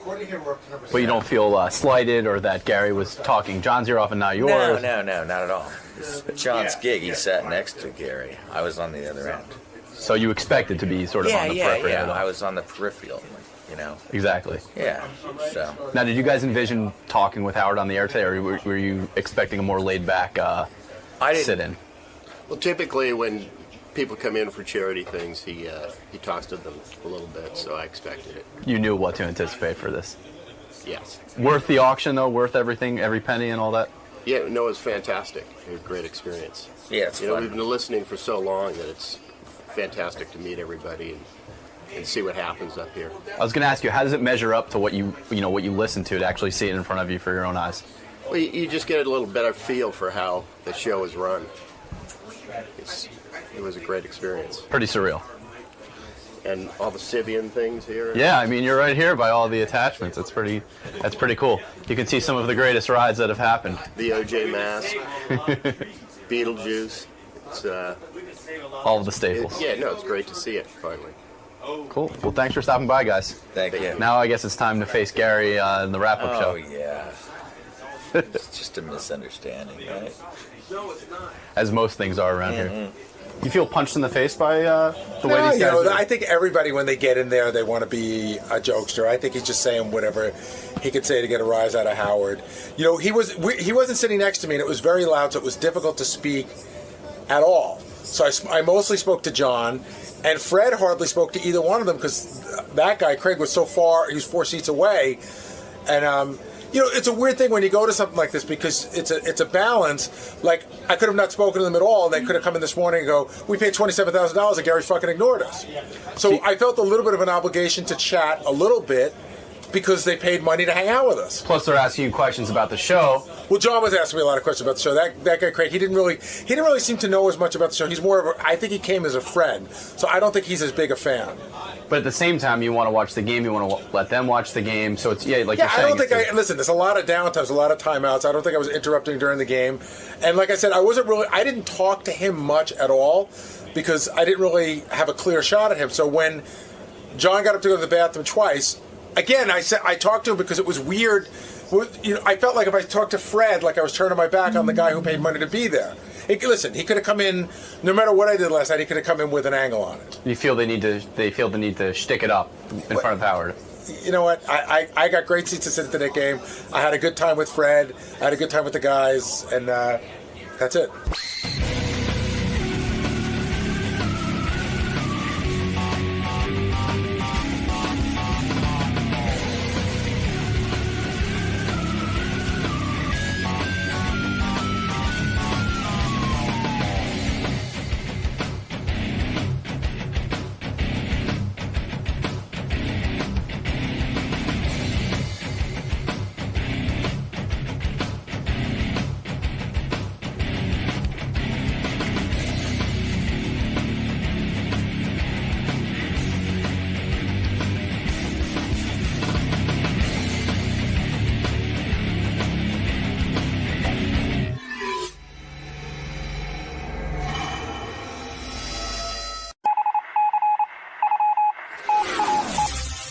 This is the best of the wrap-up show. A recap and behind-the-scenes look with John High and Gary Dell'Abate.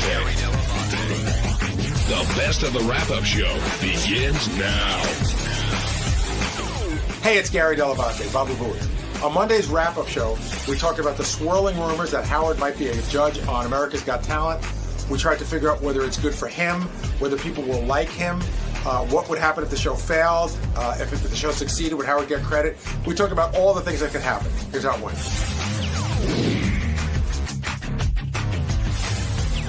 There's no America's Got Talent deal in place, and Howard doesn't comment on negotiations. He said that, but of course, he loves hearing the stories and the speculation. We're going to get into that because there's mixed feelings, really, on whether he should do it and what it all means. I thought everyone was asking me whether it's true or not. I said, it doesn't really matter. Howard would never come in and say that it wasn't because he loves hearing people talk about him. Absolutely. I mean, I remember the whole American Idol thing. That went on for weeks. And he loved it. You think Howard wants to do it. He said he wants one of those jobs where he can just walk in, speak. He's talking about hosting a game show, but we'll extrapolate to judging. Sits down, judges the competition, and he's out. And that's basically the gig for however many weeks. In a way, this is no work for him. It's just show up with your opinion. But do you think it becomes work for him once he decides to do it?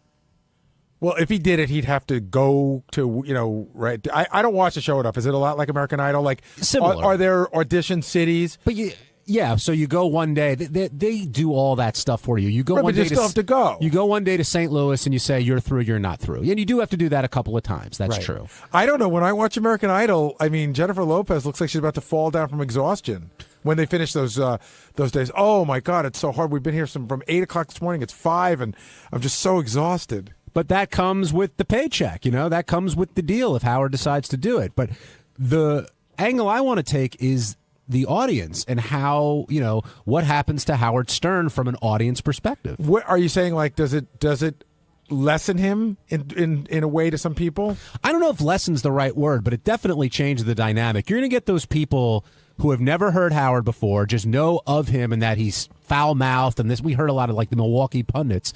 And then he's going to be up there and he's going to do his thing judging, and he'll be great. And I get it's similar to what happened when Private Parts came out. It's like, oh, what a sweet guy. I didn't realize that. And Howard's going to get a following from those Midwestern families that he didn't have before. Well, you were saying it's a lot like when Ozzy Osbourne did the MTV show, how everybody thought Ozzy was a guy who bit the head off a bat. Then they realized Ozzy's just a dad, and there's something in some bizarre way sort of charming about him.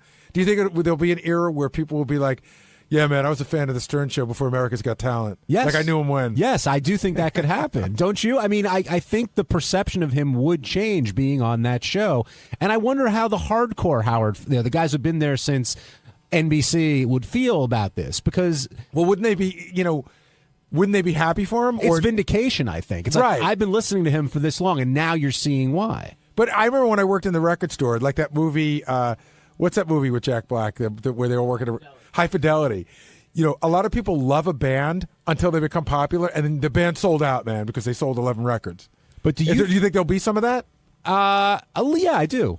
Do you think, though, that Howard, one, would welcome that kind of adulation from the crowd like that? And two, if he did do it, can he be just the third judge on the panel? I mean, American Idol.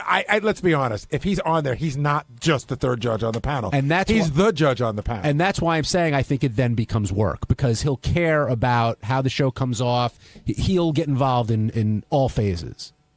Yeah, it'll be work. But, you know, I thought an interesting line today was Robin said when Al Michaels was in, well, he's watching the show anyway, as if like he should just do it. And Al goes, yeah, on his couch in his underwear.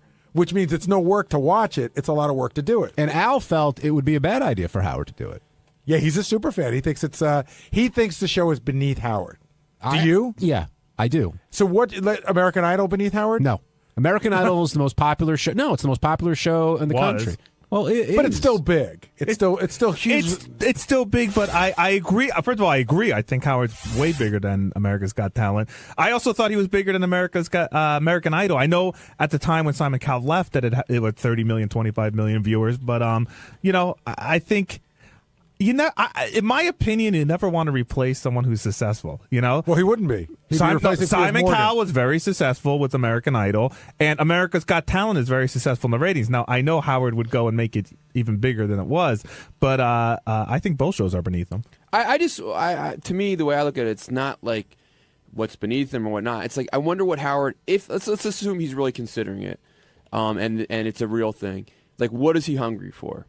Like, right. What is the purpose of him? What would be the purpose of him doing it? I think the purpose is, I know this sounds crazy, but Robin sort of hit it. He just loves the show. Yeah, he plays along at home. I think he loves the show. It's one of those things where, like, you know, Fred and I used to sit in our, at Fred's apartment, and we would watch Jeopardy. We'd go, oh, we could be on Jeopardy. And so it's like that, except somebody's asking you to be on it. And he's also been offered, rumored to be offered the position with Idol, and every time a judge opportunity comes up, the first name that's thrown into the mix is Howard. So I'm sure he'd be interested in exploring that if it was a realistic opportunity. I just think he can do whatever he wants as a performer, and I'm assuming he feels okay money wise. I might be wrong. Maybe any kind of money is is enough of an incentive.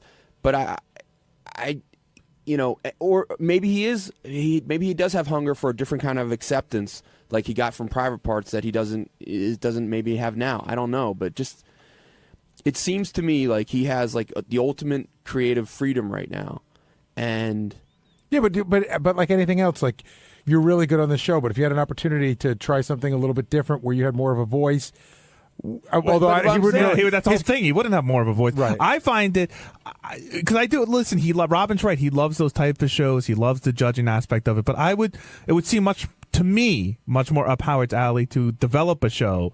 But that's work. Now you're talking genuine work. I also agree with whoever made the point. I think it was John that says either way it's work. Howard has too much pride in what he puts out there to just. First of all, if all it was being on a set, I don't care. I don't care even if it's the easiest job in the world. If you have to be on set for 4, 5, 6 hours, that's work. That's time out of your day. But you agree it's a lot less work to step into a program than to develop a program. Absolutely. A lot but less. I agree with John or whoever said that. I don't. Even if he did step into a program that already existed, I think Howard has too much of a pride in himself and too much of a work ethic to just slide in out of bed, do the show, and leave. I think he would want to have his mark all over it. And John, do you think there's another subtext here about when last year when Howard's name came up a lot for American Idol, and it was sort of deemed that Howard's too dangerous for such a family show? Is there a small part of him that would want to go on and kick ass and prove that he can do it? Absolutely. He alluded to that today when all those pundits were saying how he'd be cursing and all the bleeps and this and that. No, he's been on network television before. He knows how the game is played, and he'd be able to play it well. But it's almost a part of me that says he would be like,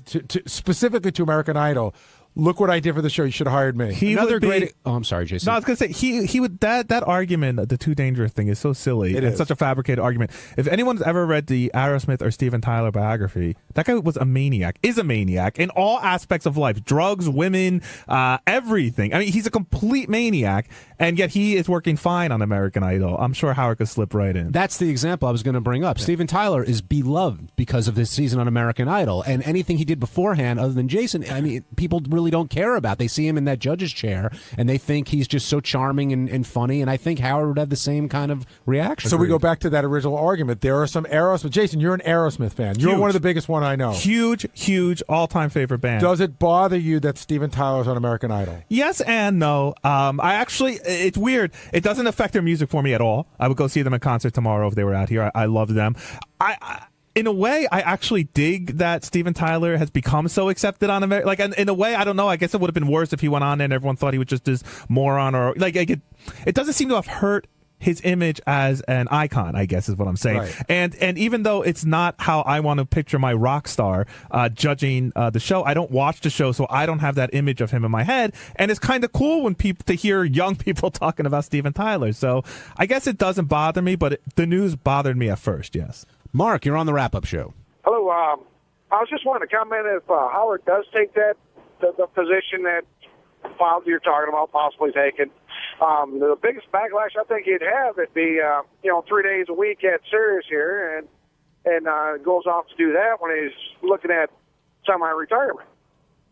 I was just wondering what you guys thought about that. Well, I don't know that Howard's looking at semi-retirement. He just was able to negotiate a deal to work the amount of days that he wants to work. So you're saying because he's working here less, it bothers you that he went somewhere else to work? I don't know if I buy that. I understand that's how you feel, Mark, but I don't think that's the issue here. I think it's going to be more a matter of if he decides to go this route and be a judge on a summertime network television show, how are people going to feel about that? Matt, you're on the wrap-up show. Hey, what's up, guys? Hey, Matt.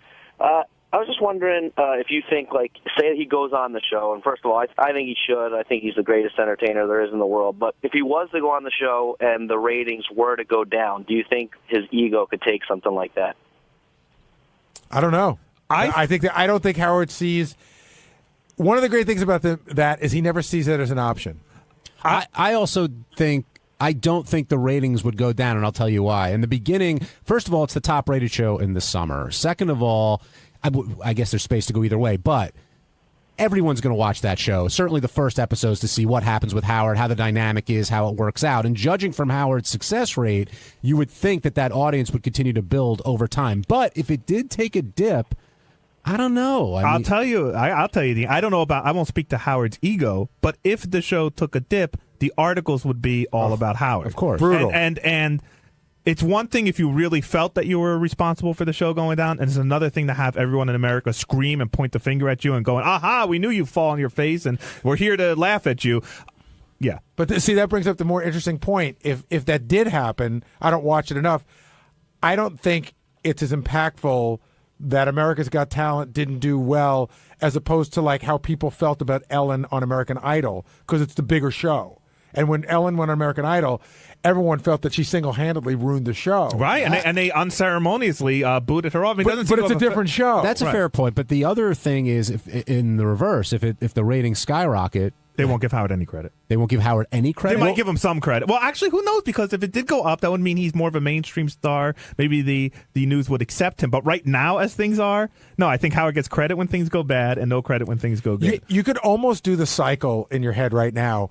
Even with Steven Tyler, it started at, Steven Tyler's all wrong for this, is bad for his image.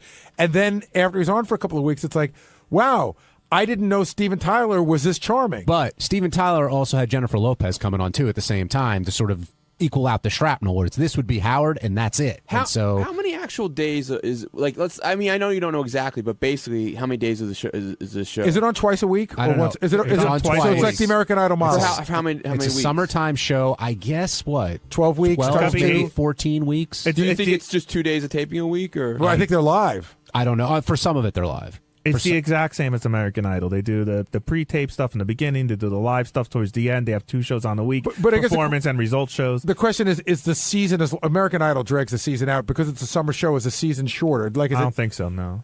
So it's probably at the very least like 20 days of work, 30 days of work? Probably. That's significant for Howard. On Tuesday's wrap-up show, we started to have a conversation about why Howard likes what Beth says she's not looking good. It makes him feel good that she feels that way. And Benji chimed in with his Elisa Jordana hat, and then Ronnie said he agreed. And the secret to a woman's heart is poetry. That's right, Ronnie's a poet. Then later in the show, Eric Stonestreet, who plays Cam on Modern Family, came by just to say hi, and he immediately hit it off with Ronnie, who was hobnobbing with him about being out in L.A. and at the fights and NASCAR, and we all saw firsthand what it's like to be in a star like, not Eric Stonestreet, but Ronnie Munn's presence.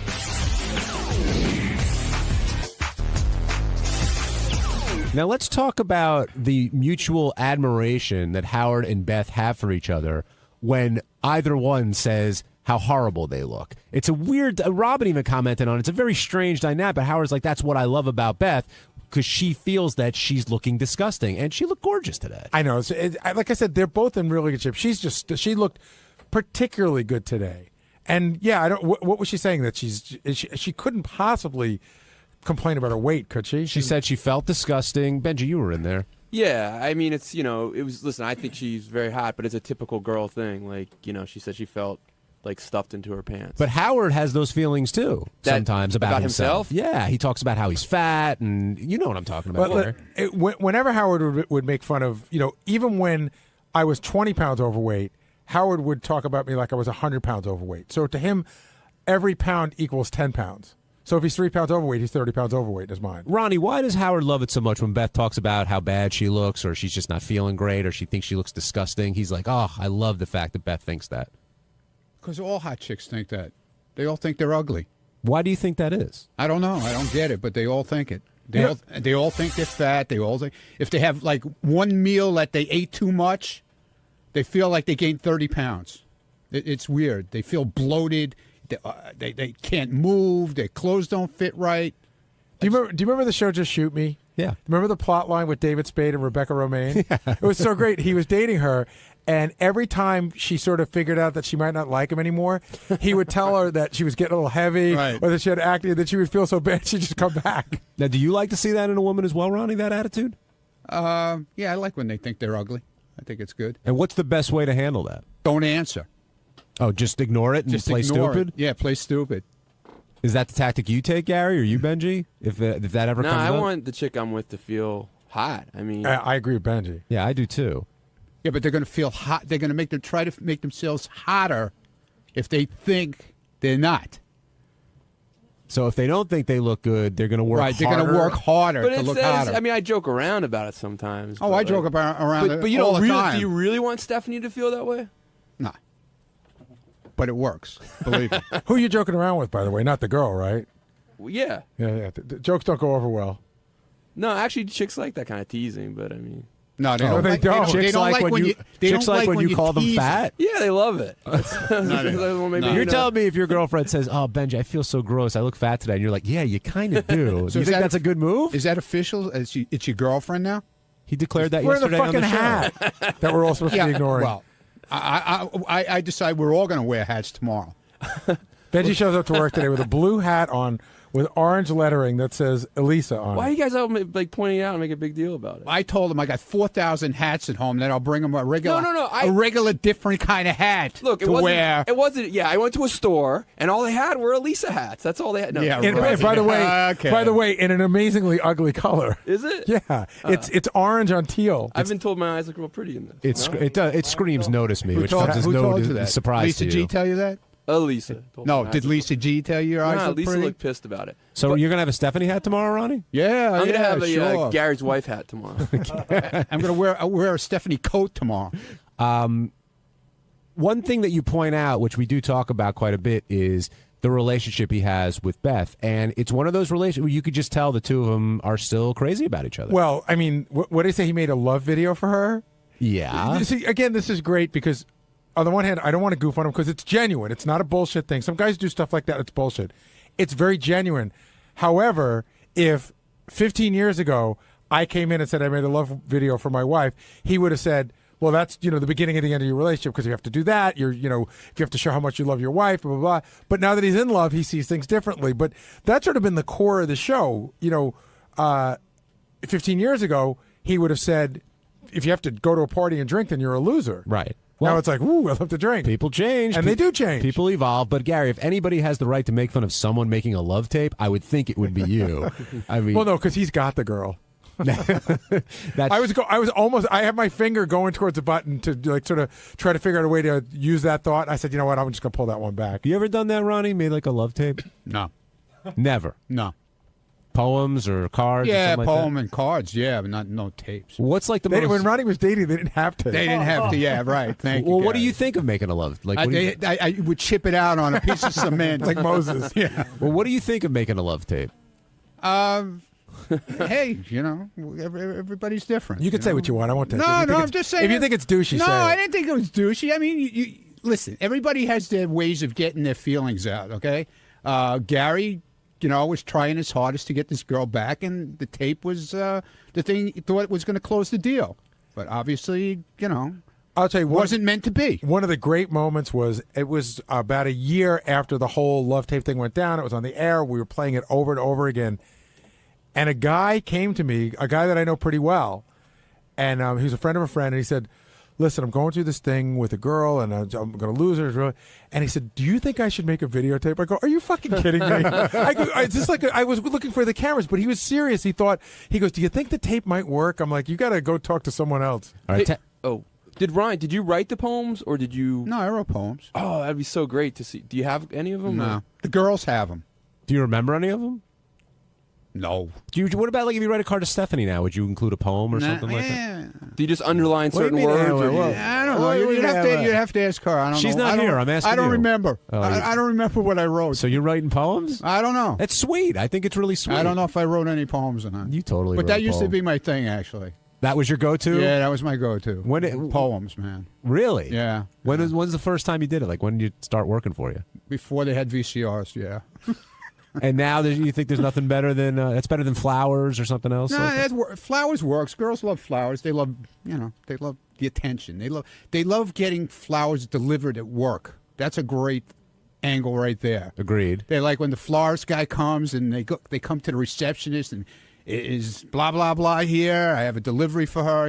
It's like. They like that they get to show all their girlfriends that they got a good guy. Exactly. That's right. And imagine if there's a poem attached to those flowers. Yeah, exactly. Gary, you never know who's walking in the halls.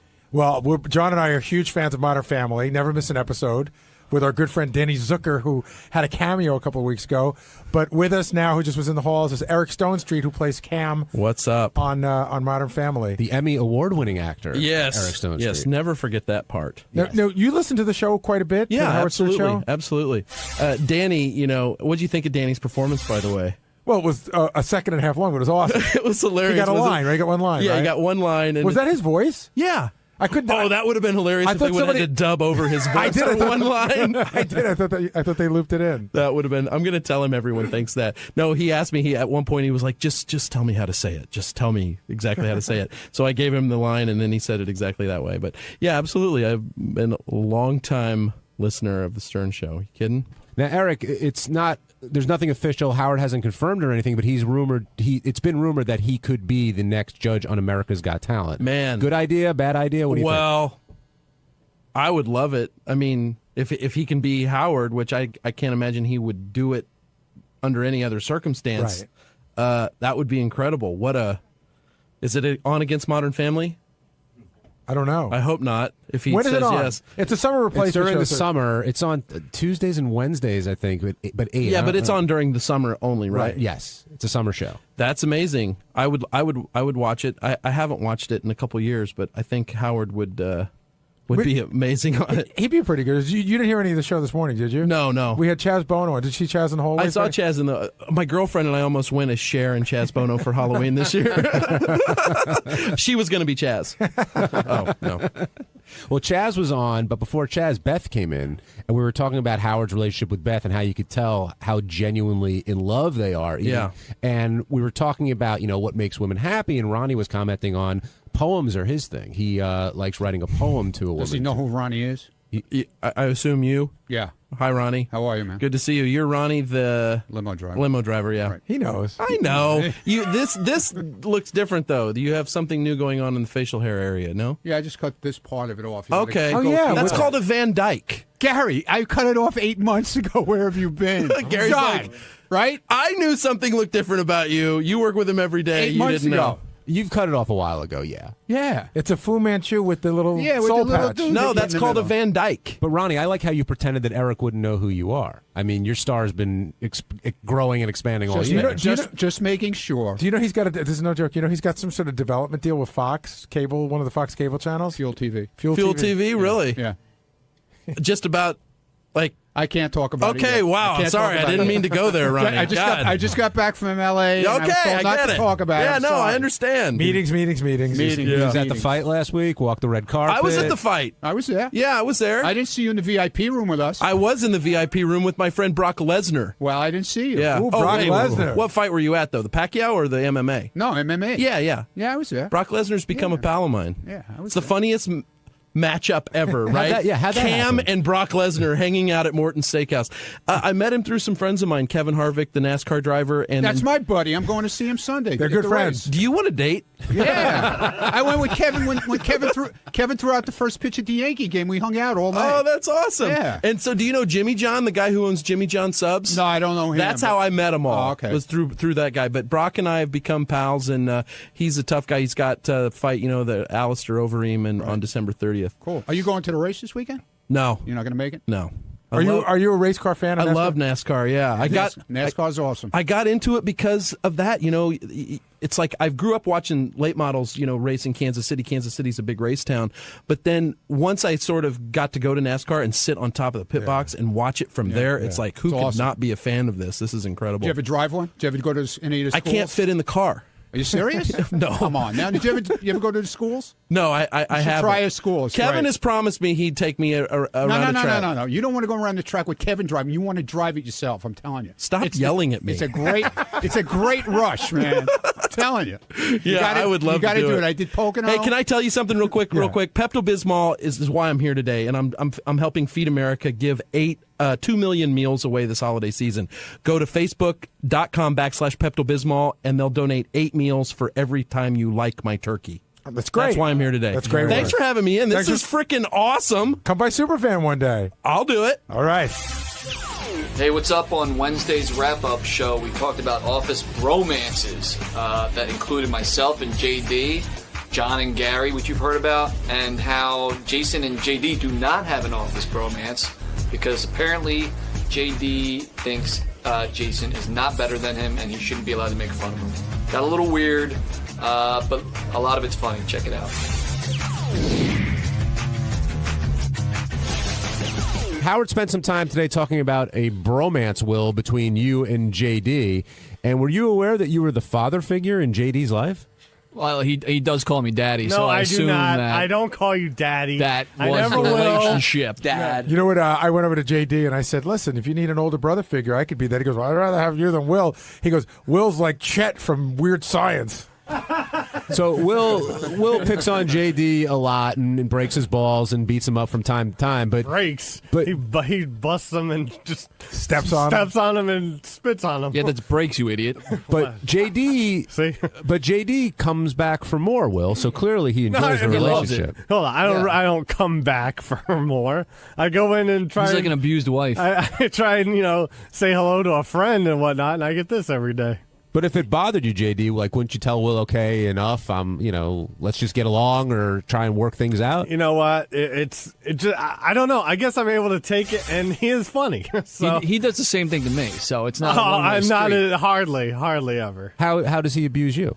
He makes fun of me. He hits me from time to time. How? He hit me in the office or in the studio this morning. What'd you say? say? He punched me. Oh, I don't know what I said. Something stupid. Yeah. I like his shirt. Never mind. That's not even. No, we're let's getting not into even it. go there. Well, why? What shirt are you talking about? What are you wearing? JD has this great shirt. Oh God.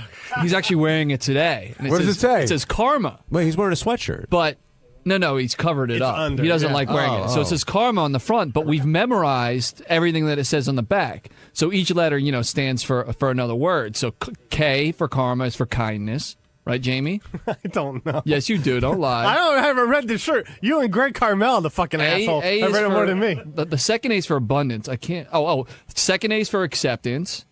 Third A is for R is for respectfulness. This is what I deal with. Man. This is every time. M is for mindfulness. Did you pay for that and shirt? A is for abundance. No, it was a free shirt and go on. I just try and live by the words that are on JD's shirt. And every time I walk into a room, every time I wear this shirt and I walk into a room, and Will's like, "Hey, don't forget, be knowledgeable."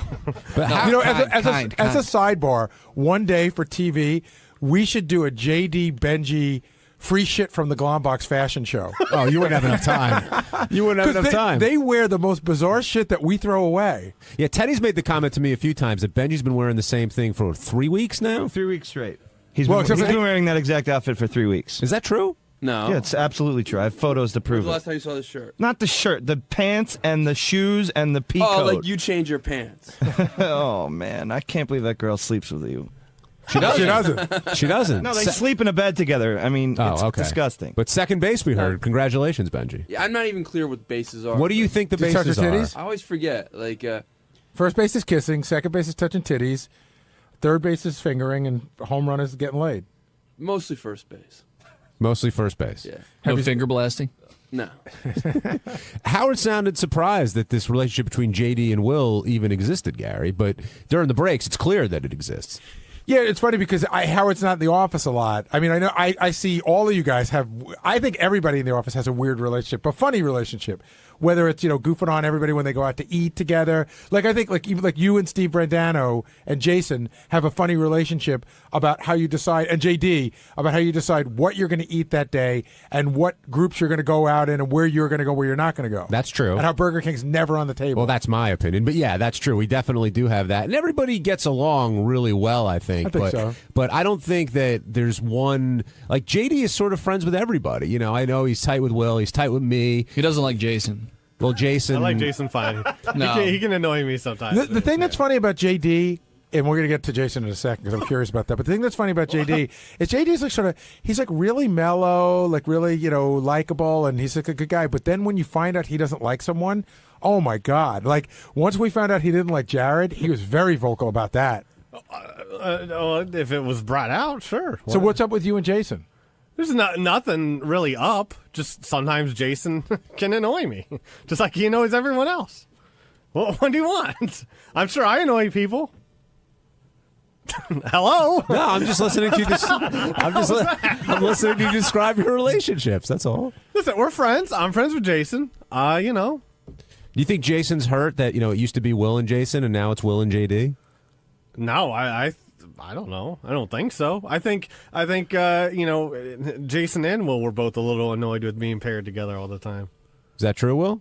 It used to bother me. Yeah. I'm kind of over it now. But yeah, there was a time, absolutely. So there was another great moment when we got on the air and we found out that Will and Jason Jason was unaware that Will and he weren't best friends. Yeah, I mean, I think there are times around here, and literally everybody has gone through this with Jason, where you just want to fucking pull his head off, and I was going through that for a long time, and it was weird because it was almost like a cathartic situation where when I talked about that on the air, it almost lifted everything. Like I have never had an issue with Jason since. I almost feel bad that I said that on the air. We're as good as friends as we ever have been at this time. So. But I get it. It was like, remember, for years it was Ganji and Grillo, because when you live together, everybody thinks you're really good friends. I always find it weird that people pair up on the show either to hang out or out of necessity to live together, and then you find out they don't really like each other that much. Well, Sal and Richard being an exception there because they're paired up and they like each other. I mean, I don't know. Have you guys ever seen the two of them be angry at each other for any reason? No. Right? I mean, that's pretty incredible when you think about it. They spend a lot of time with one another. It's them against the world. Maybe they take that kind of attitude. I don't know. But, Will, when you had that sort of cathartic experience, is it because you kept that bottled up inside for a long time? I think so, yeah. I tend to do that. In fact, when people go, oh, you don't like JD, because you pick on him all the time, it's like, if I didn't like you, I just wouldn't talk to you, and I'd probably bottle up more than actually, bust somebody's balls. And, Jace, the way you are, people are going to get pissed off at you at one point just because you kind of provoke that a lot of times, but you're still tight with everybody in the back. Oh, yeah. Yeah, I mean, I know it's funny to say like, oh, everyone hates Jason, but I don't. You guys spend a lot of time with me for people who supposedly hate me, so yeah, I get along with everybody. Do you think there's anybody in this group that you've never pissed off? No, how could you go through life never pissing somebody off? I mean, I love you, but I'm sure you've pissed me off in the past and vice versa. I think that would be weird if I didn't piss anybody off. But there's pissing people off, and then there's intending to piss people off. Kind of like what Will says, though, and I know you're always the butt of this, John, but I mainly do that to people I like. Yeah. Yeah, it definitely is. Like, I love busting on you, and not because I don't like you. It's actually the opposite. It's just, because I totally get that. I'm sure I piss people off. Hopefully, my friends know that it's just, me being me and not trying to be too mean to anybody. And so far, so good. But I'm a little jealous of the JD-Will relationship. We know. And it's not because of Will. It's because of JD. Will's gone. He got married. No, but Will and I are bros. I'm not going to use the word bromance, but I'm very secure in my relationship with Will. I think we have a great relationship. But with JD, and I know why, and it's more the reason why JD doesn't put me on the same level as Will and John that bothers me more than the fact that he doesn't. And the reason why is JD thinks, and rightfully so, that Will and John are better than him in some way, but that I am like at the very least on the same level of him, if not worse. I'm his Mendoza line. And it drives him crazy when people pick me over him in F, Marry, Kill games. It's never he gets it why they pick Will, but why Jason, that fat guy, blah, blah, blah. He really, I think there's too much of a closeness between me and him in terms of our status or rank for him to look up to me. And anyway, the way he looks up to John or Will. Where do you see your status or rank in relation to JD? I don't see it anywhere. I'm just here doing my job, but I think JD ranks. I would be happy for JD if something good happened to him. I'd be sad for him if something really bad happened to him. I don't necessarily do the ranks. I'm not going to sit there and go, oh, how could you pick JD for this and not me? It was more, I don't necessarily know if it's the status, but whenever it was every intern, like if an intern would have picked, had sparsed it out a little bit between me, effing me and effing Jason or whatever, but it was literally every single intern. I'm effing Jason. I'm killing JD every single time. It's like, what the fuck? So because Jason befriends them. Okay, whatever. But if they had picked Will every single time over you, I don't think it would have bothered you. Well, no, yeah, of course. Okay. I don't want to hear anyone, So this all stems from the intern's F, Marry, Kills? There's nothing that, no. I like Jason. Benji, I think you're put in this category too. Do you take offense to that? The dud category, by the way. No, Benji gets effed and married sometimes. I'm the one that gets killed all the time. It bugs me that when I get killed in the game, when the interns kill you or whatever. But I don't. Well, I kind of get what JD means because he has said to me like he gets pissed if I beat him or vice versa. And but I get that. I get that. But do you resent the group that you're competing against? I do. I would like. I know how I established that. Yeah, I think there's truth to that.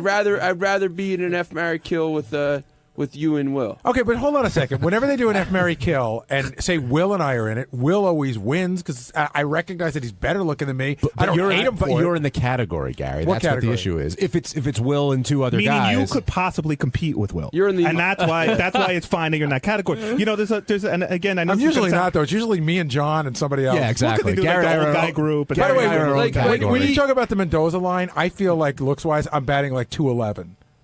Oh no, I think you're. Wait, what's Mendoza line would be 200, but 200. But it would be what would the definition be? That would be the best looking, the last best looking person in the office, or like what's below the Mendoza line? The beginning. Well, yeah, maybe I'm batting 199. It's the beginning of the. It's the beginning of the ugly people. Yeah, Jason, JD, and I are in the guns at your head line. Right. All right. It's like when we go to a party, and I know this is going to piss off Scott Salem, but nobody wants to be at Scott's table, and it's not because people don't want to talk to Scott, but it says something about you, like, oh, they put me at Scott Salem's table, I must be a shit on. So if you look at the little cards that come out, if Scott's at table 6 and you're at table 6, that means that you're in Scott's category. I will never forget. Will and I went to Fred's surprise birthday party from Robin. and we got the card, and we saw we were sitting at Scott's table, and we were just like, "Oh my God, Robin hates us." Did you ask? No, I had a worse experience because I was at Scott's table at Howard's wedding, and you weren't. I'm like, holy shit! And Benji too, I think, right? Who does Scott see? He's at the table and it's like, oh fuck. That's a great question. We should get Scott in here to see what he feels about that. One more question. I think Scott's just happy to be at the table. One more question before we go to break. Gary, has Howard had a bromance? Does he have a bromance with anyone here? Like, some people have said Fred before. Some people have said you. I don't think it's me. I don't think it's Fred. Ralph, maybe? I think Richard Christie or JD is another one. He loves both of those guys. He's got a tech bromance with you. You know, when it comes to techie stuff, he likes you a lot. He's never yelled at you on the air. He's goofed on you a little bit, but you're pretty Teflon when it comes to taking shit on the radio. Yeah, but the bromance thing is, I do talk to him about tech stuff and some other stuff, and I guess. you Skyped with him, which is sort of tech. But I do think that, I mean, Ralph certainly. JD, he definitely has a soft spot for. I mean, he looks out for JD. But not a bromance. Yeah, you're right. It's a difference. He sees JD as like a little brother. Have you seen JD? There's plenty of soft spots, by the way. But I got to tell you, for all of us, one of the biggest soft spots we ever had for JD. You know, JD's been with us for a long time, and we know him now. We goof on him and everything. But when he first started with us, he was working for us, but not making a lot of money and just, sort of doing his thing. And we all appreciated him. Still not making a lot of money. And when he came in and he got punched in the face on the subway and his iPod got stolen, I think we all really felt something for him. We're like, it just sucks that he got his ass. And we just felt for him in a way that made us like him more. Now, Ronnie, we're talking the bromances here, and someone was saying how you have one with Howard. Do you agree? No, not at all. Why not? Why? Who said that? It doesn't matter who said it. What? It doesn't matter who said it. No, it does matter. Why? Because why would you even think I have a bromance with him? Well, what is a bromance, Ronnie? Let's establish that first. Like, what is it? Like a soft spot. So you think Will has a soft spot for JD? No, I don't know, man. What do I care? What a bromance. I don't give a shit. What are you talking about? Just to make sure we're all on the same page, do you feel you have a bromance with anyone? Any guy? Who said that? I just Who said Richie Wilson? Teddy Microphone. What, are you jealous? No. Then shut up. Gary and I'm friends with Richie. I'm friends. I consider myself friends with Howard. I don't have a bromance with him. Well, no, Gary and I get accused of having a bromance with each other. It doesn't mean... Well, it's stupid. Well, but... Whoever thinks that is stupid. You guys are friends. So you're against the term in general? Yeah. So I think that bromance is when two guys are really good friends and somebody just came up with a goofy term. Yeah, but who gives a shit? You're a friend. That's it. You think it's just gay? You say it sounds too gay. Yeah, it does. Oh boy.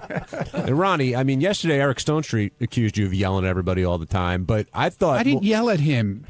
I got excited because he was interested in something I was interested in. Because nobody's interested in that shit around here. Well, like the way JD is with Ryan Phillippe, it seems like you have like these Hollywood type relationships now, where you're Hollywood. Kevin Harvick is not a Hollywood person. He's a NASCAR driver. He's a famous NASCAR driver. Of course, he's a star. But you talked about the. But when we, I'll give you a funny example. Okay, oh boy. We go. Kevin's throwing out the first pitch at the Yankee Stadium. Right. Me and Kevin are walking down the hall together to go to his. They gave him a nice big suite, and me and him are walking together in the hallway, and everybody's stopping me to take pictures and sign autographs. So you're saying you're bigger than Kevin Harvick? Humble brag. He's not. He doesn't. Not that funny. No. The thing is, did they think you were throwing out the first pitch? Will you shut up? He's noticed. Hold on. Let me noticed. In South Carolina, North Carolina, where NASCAR is very popular. In New York, nobody knows who he is. So you don't play. And there's nothing wrong with that. You don't play well in the Carolinas, you think? It's more like nobody New York... knows me in the Carolinas. Who the hell knows going to know me in the Carolinas? Maybe they thought it was like that Pedro Martinez situation where he had that like lucky midget, and you were like the little lucky gnome. You're a stupid ass. You really are a stupid ass. Oh. And you know what? I gave an interview about you the other day. How really you're an angry man like me. You are angry. You are really one of the angriest people. You're one of the angriest people in this goddamn place. You really are, Will.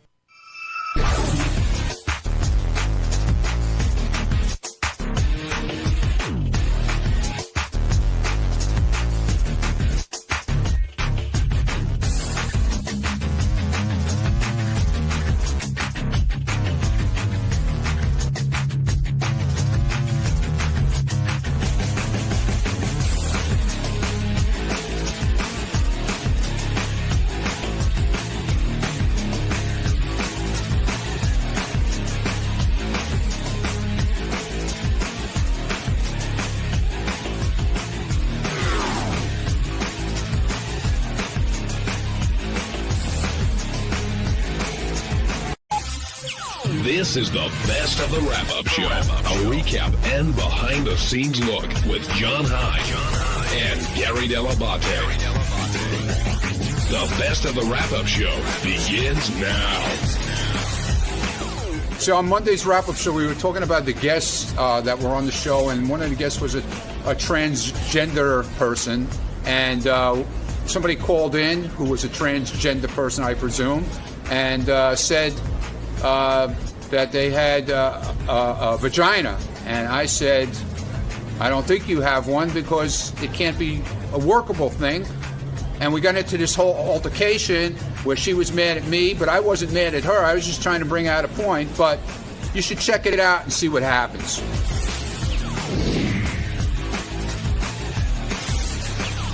Now we're going to move on to Raji, who came in, who is transgendered and has cement in her face and in her ass. And that was a tough story. I mean, I felt really bad for her. Well, when you heard her explanation, though, about the doctor who did it, basically did the same thing and was also transgendered, I guess there was some kind of level of trust there. Yeah, the other thing I think I got out of this whole thing, taking away transgender and all that other stuff, if something's way cheaper than it should be, there's probably a reason why. Yeah, you get what you pay for in a lot of cases. Did you know that tranny was an offensive term? That's what ISIS was saying. Really? I didn't know that. What do I know? Are you going to stop using it?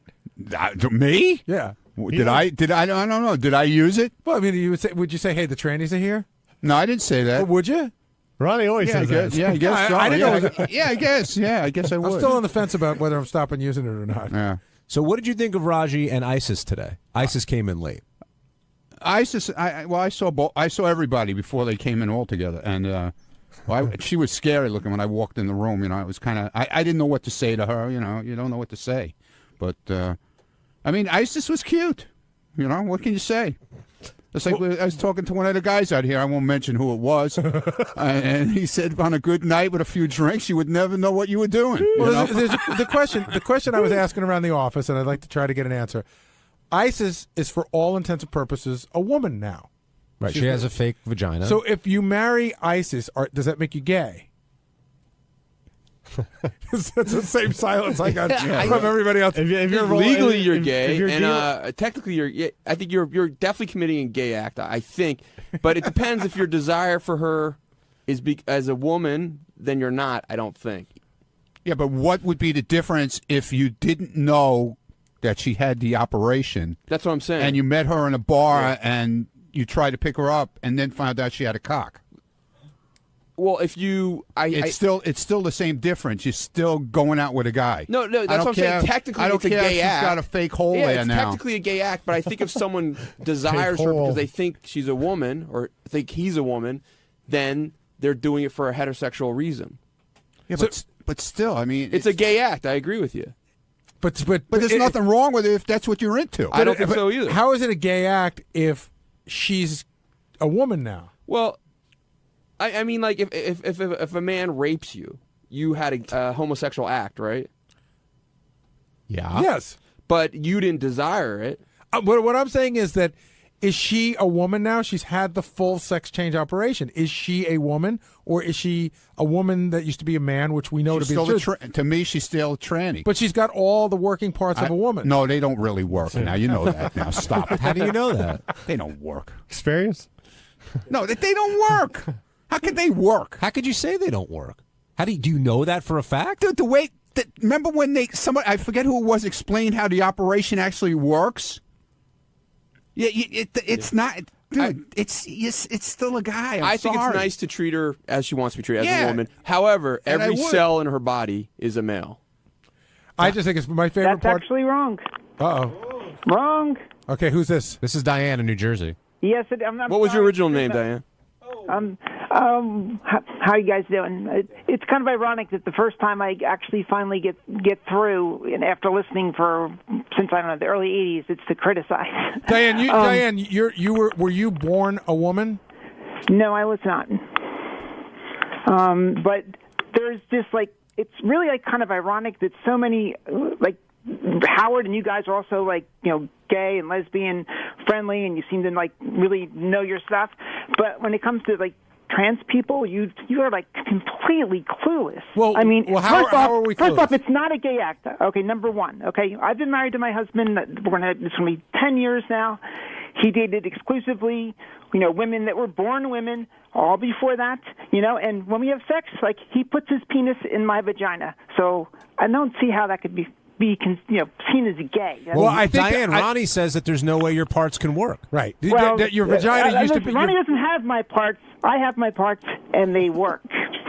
But work how? In other words, you don't feel it. I'm sorry. There's no way. Yeah, I feel it. Believe me. Yeah. Maybe Well, you how feel. would you not feel it? Maybe you feel the pressure of it going in. No. There's no way you feel the same thing my a God. girl feels. I'm sorry. How It's would you know impossible. that?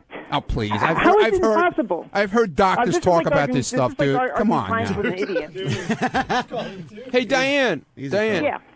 how would you, in a short sense, define a gay act? Two men or two women doing something together. So sexually. a lot of people would technically consider you biologically a man. Right. In other words, Diane, if you were going to the Olympics, say, and it had to scrape your cells, would your cells come up as a woman or a man? Well, chromosomally, they're male, but everything else is female. I mean, here's the thing: you're getting hung up on like one thing. I mean, do you go around testing the chromosomes of every person that you've ever met? Actually, Look, Diane, I'm not knocking you at all. I don't, Yeah, whatever turns everybody on, it's fine with me. It doesn't it's not bother a me. matter. It's not even. No, I'm not talking. I'm just trying to bring something out. Listen to your voice right now. Yeah. You do not sound like a woman. I'm sorry. Well, that's because I'm sorry. you knew that before you. That's because. Oh you no! knew As soon as you before got on the phone, I knew when he said hi, I knew you were a guy. Diane, I got to go with Ronnie on this one. It says on the board, it says Diane from New Jersey, and it says Howard Stern supports gays but gets weird around transsexuals. So I thought we were talking to a woman. The reason I asked you were you born a woman was because I did hear it in your voice. Here's the question: do you like Well, because popping but here's the pimples thing, on your Gary, husband's back? I'm sorry, John. I didn't. No, What was the question? It's okay. Go ahead. Say what you're going to say, Diane.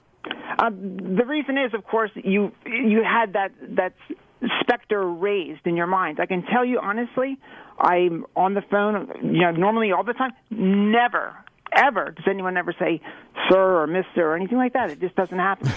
and this is, I'm talking, it's been, I transitioned over a dozen years ago. Well, Diane, why do you feel that Howard, you said, supports gays but doesn't support transgendered people? Well, because he doesn't know. I mean, he gets like really weirded out, and he uses the wrong terms. He doesn't understand the difference. You guys were just saying before, you don't even understand like why tranny is offensive, or like you get an idiot like Ronnie there that thinks he knows how my parts work. Hey, we're getting towards Dude, the show. First of all, I don't know why you're calling me an idiot. I didn't insult Okay, you. does I'm that trying. mean I'm that trying to talk to you in a nice way, and now you're calling me an idiot. Okay, we had what's her name? What's his name comes up here? What's her name? Our old friend, the one who got Siobhan. Siobhan. Okay, she came up here with her and showed us her thing. That's no way that thing is real. It smells. There's no way it works. Okay, You're talking about she's got to wash it out with a hose. Have we Okay. ever done a contest where we have just the vagina and try to pick out the fake one? No, but Ronnie, you understand why Diane's offended. Basically, you're I'm saying not you said trying she has to a fake. offend. You said she has a fake hole. I mean, you don't see why she'd be offended by that? By calling it a fake hole? Well, because to her, what clearly do it you, isn't. John? What do you call it? What do you call it? Do you think it's real? Do you think she feels anything? You're asking me. I'm asking you now. What do you feel? Ronnie, I haven't gone through the experience of having that done to me. I don't know how it feels. Well, what's your gut feeling? Thank you, John. I'm listening to when Siobhan talks about it, who had the same operation, basically said she really doesn't feel anything. Well, and Siobhan had to keep a stent in it to keep it open. Remember? John, gun to your head. Give me an answer. Hey, Diane, come on, John. Diane, Can I get an if I spray myself black, wear an afro, learn to dance, am I technically black then? No, you're just Benji. Oh my God! No, you're still Benji. Diane, real quick, we only have 30 seconds. Go ahead, make your final point. Well, the point is right there what Ronnie was saying. Just like anything else, there are good doctors and there are bad doctors that do that kind of surgery. And Siobhan obviously is kind of a nutcase to start with. Most people, like me, I'm married. I have kids that go to school. I do all the normal stuff. My neighbors don't know. My friends. It's just something that happened in my past. Diane, can I ask you a quick question before we end? Sure. You say you have kids, okay? Yes. Did you give birth to these kids? No. Okay. The defense rests, Your Honor. Diane, thank you for calling in. Thank you. What if she had, Ronnie? Checkmate, Ronnie. Then I say it works. Then I'll say it works.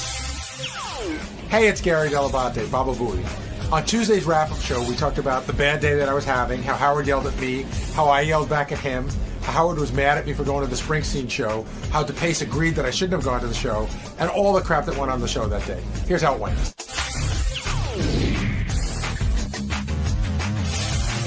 Gary, you were, I don't know, today was your day. You and Howard were really at odds from the get-go, and I wonder, first of all, did you think you were being cantankerous at all, or do you think that Howard was all over you? Well, I think it started this morning when we had the problem with the page, and then once that's, you can't argue with Howard on the air. He's always going to be right.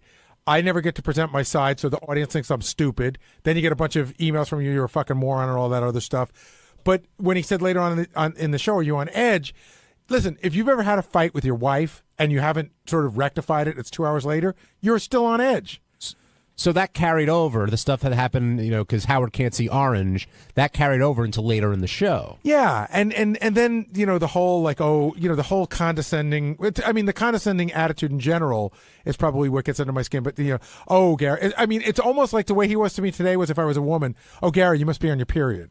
You know what I mean? It was like that condescending. Well, did you think it was that way from the Page stuff or later on with later the tickets? Later on. But even in the Page stuff, it got condescending. Gary, here's what I would do. Here's how you recognize colors. And here's what if you have a dog and this is what you do. And, he starts talking to me like I'm in third grade. So you had more of an issue with his tone than you did with what he was, the subject matter. Oh, yeah. Exactly. And were you able to remedy the situation? Is the color... We were able to identify the problem. Now getting it fixed is the next issue. And is it insulting when he says to you, well, why don't you talk to Jeff Schick? Why don't you talk to someone else? Like he was insinuating that you weren't exploring the problem. You were saying, yeah, it's a problem. We got to deal with it. I don't know that Jeff Schick is available to me to do anything I want anytime I want. I could just as easily have called him and Howard and said, what are you bothering him with that shit for? And I don't know that the people from Profit are going to talk to Jeff Schick because he doesn't work for Sirius, and that's who they have the contract with. So, yes, I had not thought of that. And do you think it's questioning your professionalism on the air, even though it happens a lot? It is. It's sort of saying, you're not that bright, but I keep you around anyway. And then with the tickets later on, he was saying he knew the situation. He was just telling you what he wanted done. But at that point, you were just pissed off. Well, no, I didn't know the situation at all. And the last words I heard were Steve said to me, "This guy's already got tickets." So I said, this guy's already got tickets. Howard's like, "Yeah, I got it. Calm down." But I was in working with, I can't listen to every second of the show. I was in working with Scott on something that I wanted to get on the air right away. So by the time I walked back, I could not hear what had transpired. And do you not want to go to Austin at this point? No, I'm going to Austin. Of course I'm going to Austin. You weren't the only one that Howard was taking issue with today. Scott DePace, during that whole Bill Maher thing, DePace, I don't know if he defended Rush Limbaugh, but I guess he did, and called Howard a hypocrite, and immediately Howard was all over you, Scott. Here's the thing. Here's the difference I just want to say. He's questioning Scott DePace's politics and opinion. Not his professionalism. That's right. And that's where it gets under my skin. Now, do you think Gary was a little too sensitive today with Howard, or do you think he had every right to go back at him? Well, let's just say it definitely put Gary in a bad mood.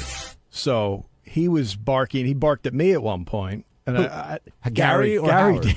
Gary barked at me at one point. Yeah, get John Lieberman in here, too. You want to hear about barking? What fucking threw him out of my office. Gary gets in trouble from Howard, and then he starts taking it out on everyone else. That's not true. I was barking at you because I was having that stupid argument with you during the show. Howard brought up the Rush Limbaugh thing. As I always do to Gary, my way to get something through to the show, I'll say something to Gary. If he likes it, he'll put it through to Howard. So I said to Gary, Howard's being a hypocrite. Gary and I started having a quick conversation about it. During that, Howard then said, Gary, what did Bill Maher say? So I stopped the conversation so that Gary could answer him. Gary then started back with me going, what, you're not going to talk to me? Blah, blah. And I said... That's not what happened. We were having a conversation. Yeah. Howard asked me a question. Robin started to answer it. No, then Robin started to answer it because you didn't answer. No, I did. She answered before I could even open my mouth. Go back and listen to the tape. She answered it very quickly. But what happened was Scott and I were having a conversation, and somewhere in the middle... it got lost what we were discussing. I was discussing one thing, he was discussing another thing. And then I said, you know what? Maybe just don't talk to me on the box during the show. Hey Gary, I'm not saying it's right or wrong to fight back, but it did seem a little bit, more to me, like out of character for you to the level you got. Do you think, like, is there something else going on? Are you No, stressed there's about something? There's absolutely nothing else going on. I mean, I think it started yesterday. I started taking some shit from him on the air. And then, so I was probably a little bit, I could be on edge about that. You know, you come in the next day and you go, is it going to be more of the same? And it was more of the same. When the Springsteen thing came up, that's when you got your back up a little bit. Because you're like, why can't I go to the show? Right. It seemed like that seemed to be the issue. Nor was I the only one from this channel that went. Who else went? I'm not going to say. But I'm not the only one that went. I wouldn't go. I wouldn't go because I wouldn't get a ticket. But you weren't invited. What if it were doing? I put it all in perspective. What if it was Pink Floyd, or Dave Matthews? Honestly, I was surprised that you went. Were you? Just because I know how, if I had went, it would be a little different. But hold on. But if you're Howard's right-hand man. If Howard was so against the concert, then why did he give away tickets? I don't know. I would guess that he's obliged to it, right? He was not. He was not obliged. Did it cross your mind at all? It came up for a second. Someone else that went with me said, are we going to be looked at as turncoats for this? And I said, I don't think so, because Howard gave away tickets on the air. I think it's Howard's thing. Scott, you think Gary was like personally insulting Howard because he went to the Springsteen show? I think it was quite clear that Howard wanted nothing to do with that concert on the Except air. he gave away the talked tickets. about it. Okay, I didn't see that part, and I would think that he would want anyone on his team to really not participate in that event. I thought that's quite obvious, but you say the ticket thing. I don't know. Maybe Howard just felt like why hold the audience in his gripe and let me give some tickets out. But I mean, I didn't go to the Springsteen. I went to the Springsteen show not as a show of support for Sirius or as a fuck you to Howard. I went to go see my favorite artist in a way that I was never going to get a chance to see him again. Did you give any of the Sirius execs like mean looks or anything? No. You hardly saw anybody there. I mean, you saw a couple of executives, but it wasn't like you went in, you saw a couple people. I'm not saying this at all to say you're a bad person, or I just think maybe you made the wrong call. But I don't. I mean, your allegiance is clearly with Howard. I think that's pretty obvious. But I think one question is, Gary, do you think Howard carried those feelings over from yesterday about you going to Springsteen to his criticism of you today? I don't think that's the reason he got mad about the pages, but when he was breaking my balls, he managed to throw that in a couple of times. Jay in Boston, you're on the wrap-up show. Hey, guys, how's it going? Good. Good. I was just wanting to say that it's very clear over the radio that Howard is bullshit at Gary about going to the concert. What do you mean? I feel like Howard feels backstabbed by him. And you think that's why all this stuff's coming up lately? I definitely do. And, Gary, how many times have you seen Springsteen? 700? And you couldn't sit this one out? I've seen him about 50 or 60 times, but if this was Madison Square Garden, I probably wouldn't have gone. But it was a way to see him that I've never seen him in my life. Probably never will again. Luis in New Mexico, you're on the wrap-up show. Hello. Hey, Luis. Hey, Gary, I'm a big fan, first-time caller. By chance, maybe you got into it with somebody on the staff? Because when Howard was busting your balls, it kind of seemed like somebody had control of that switchboard. Because after he started hollering at you, it went back to, I guess, was it orange? When it was white? No. I know what you're saying. We identified an issue. Nobody was fucking with me. It is a problem. It's a bug in the system that we found. Why don't you put a number on it? If that said 24, and you can say, Howard, it's number 24. I don't. It's so easy. Why have something that's 24 subjective? Isn't that easy to identify? When you get 50 numbers, it's as hard to find as it is in colors. If you drop it in a slot and you know it's in slot 24. But where's slot 24? There's 48 slots on a page. It's not that easy to find. Well, it's like anything. No, like an X and a Y. There's 18,000 ways to do it, but if there were one row that had 10 and then the next 10, I think Howard can put 2 and 2 together, and it just seems like it's not subjective. A number is not subjective like a color is. But that wasn't the issue today. That's right. Yeah, it was. It was about a color. They were going back and forth. It had nothing to do with how complex the system was or not. JD actually pointed out the glitch, which surprised me and got Gary snapped at me a little bit when I was asking Gary, what is your reaction to the fact that JD identified the glitch, not the profit people? And that was the first time Gary snapped at me. I thought that was a dumbass question. The reason why... No, and I'll tell you why, because the profit people weren't here. How could... In other words, anybody... Hold on a second, John. Anybody that could have worked on it hadn't even been called yet. So... what your response was, anybody who knows the profit system would have been able to identify it, but you didn't. JD did. No, I said that anybody who was working with the system that knows how to look for that stuff hadn't looked at it yet. So I don't know what the big surprise was. Yeah, cool. JD found it. He figured it out. That's all I was asking you were making it sound like, am I shocked that JD found it when a guy that works at the profit system couldn't find it? That's how I took it. I thought it was a dumb question. As a reporter, they had just gotten into it. Then there was a break. So I asked Gary the question. I said, Gary, what do you expect from Howard during this break? And he goes, fuck you. Get out of my face. I've been doing this 30 years. I worked during the break.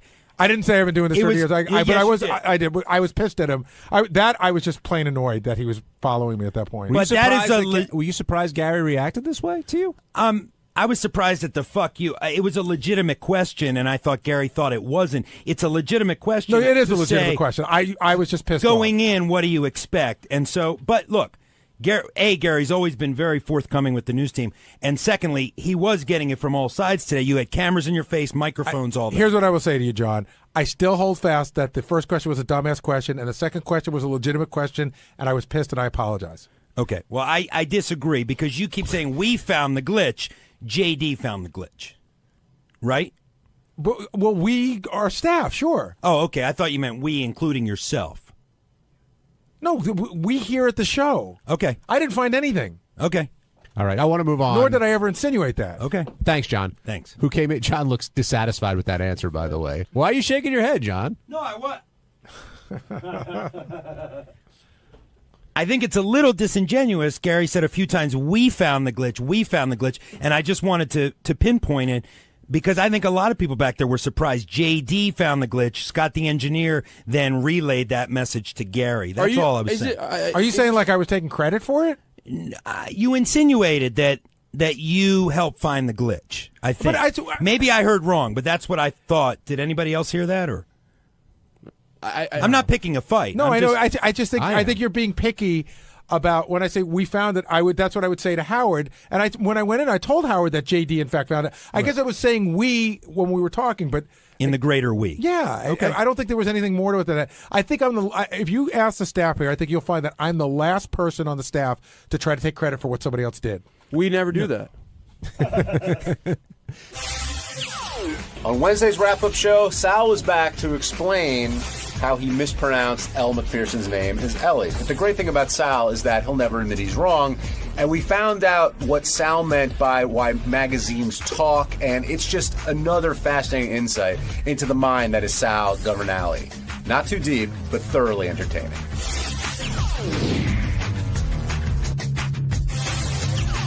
Jim in Pennsylvania, you're on the wrap-up show. I wanted to talk about the Elle Macpherson thing. Go right ahead. I wanted to call bullshit on Sal not knowing how to pronounce her name because, I mean, for 25, 30 years, I've never heard anybody call her Ellie.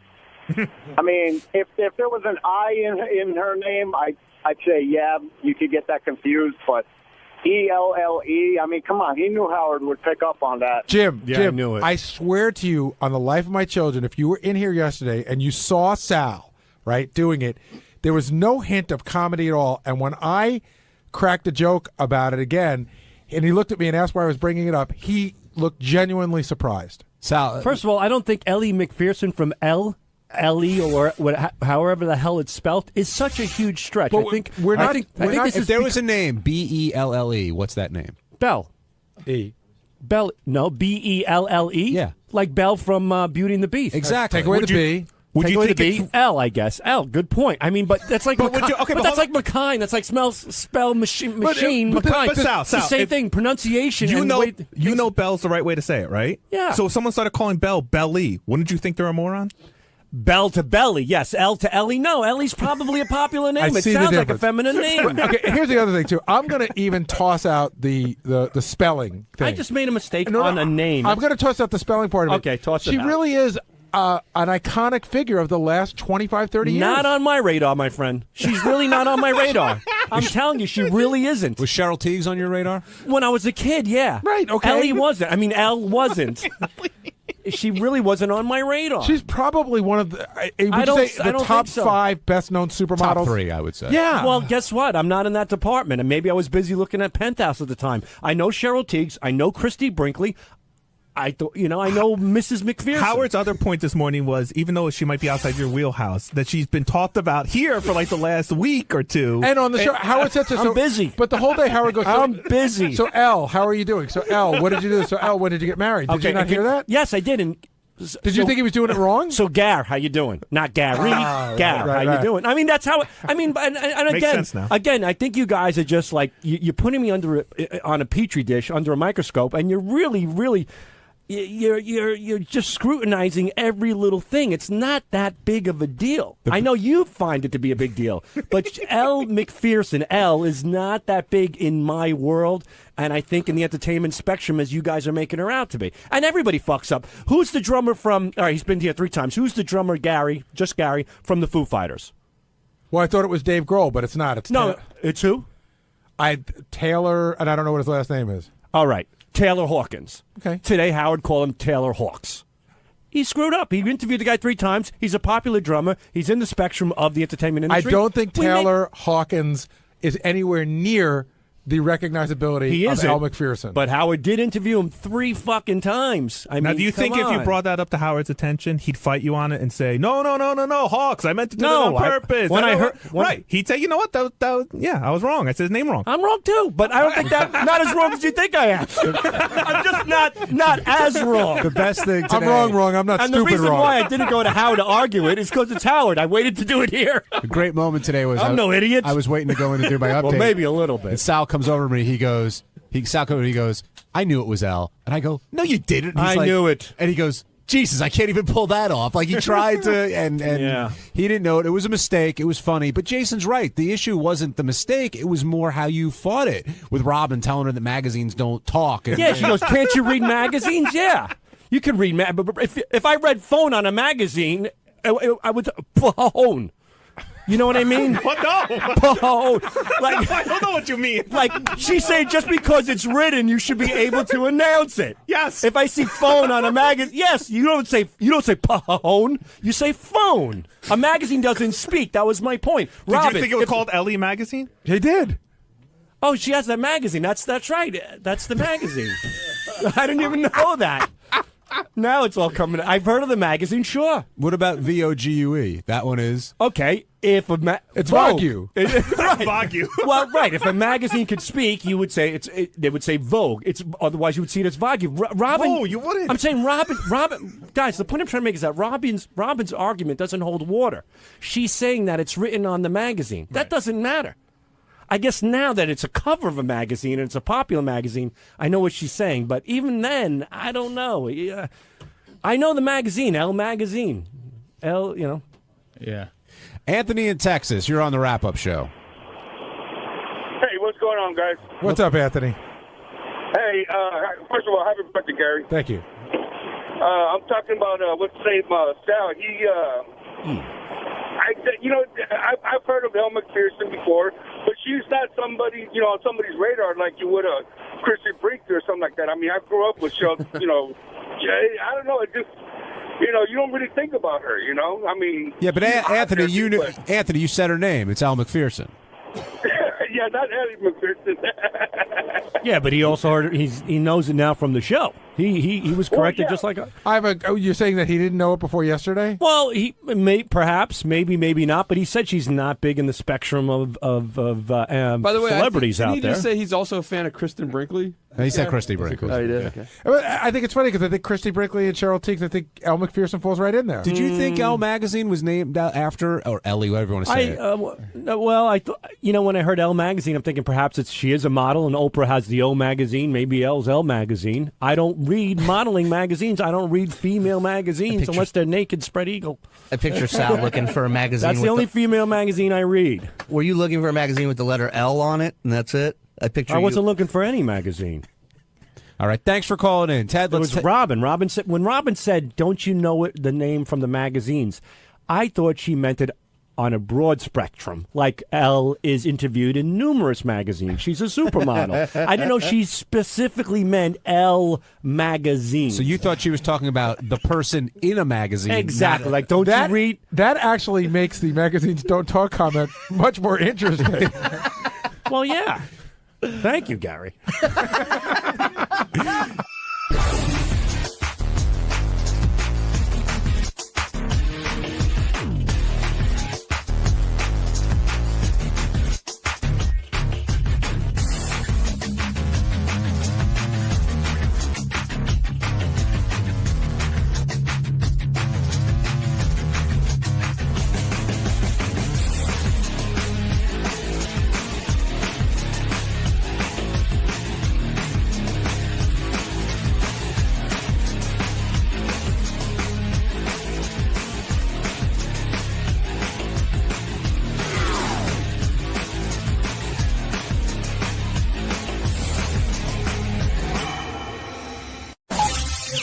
This is the best of the wrap-up show. A recap and behind-the-scenes look with John High and Gary Dell'Abate.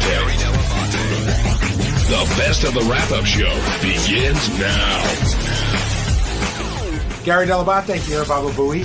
On Monday's wrap-up show, we talked about America's Got Talent, how we all went to watch it, all the whack pack that was there. Ass Napkin Ed called in, denied that he was drunk. I don't believe him. Jeff the Drunk called in to explain why he deserved to be sitting in the front row and everything else that happened. Here you go.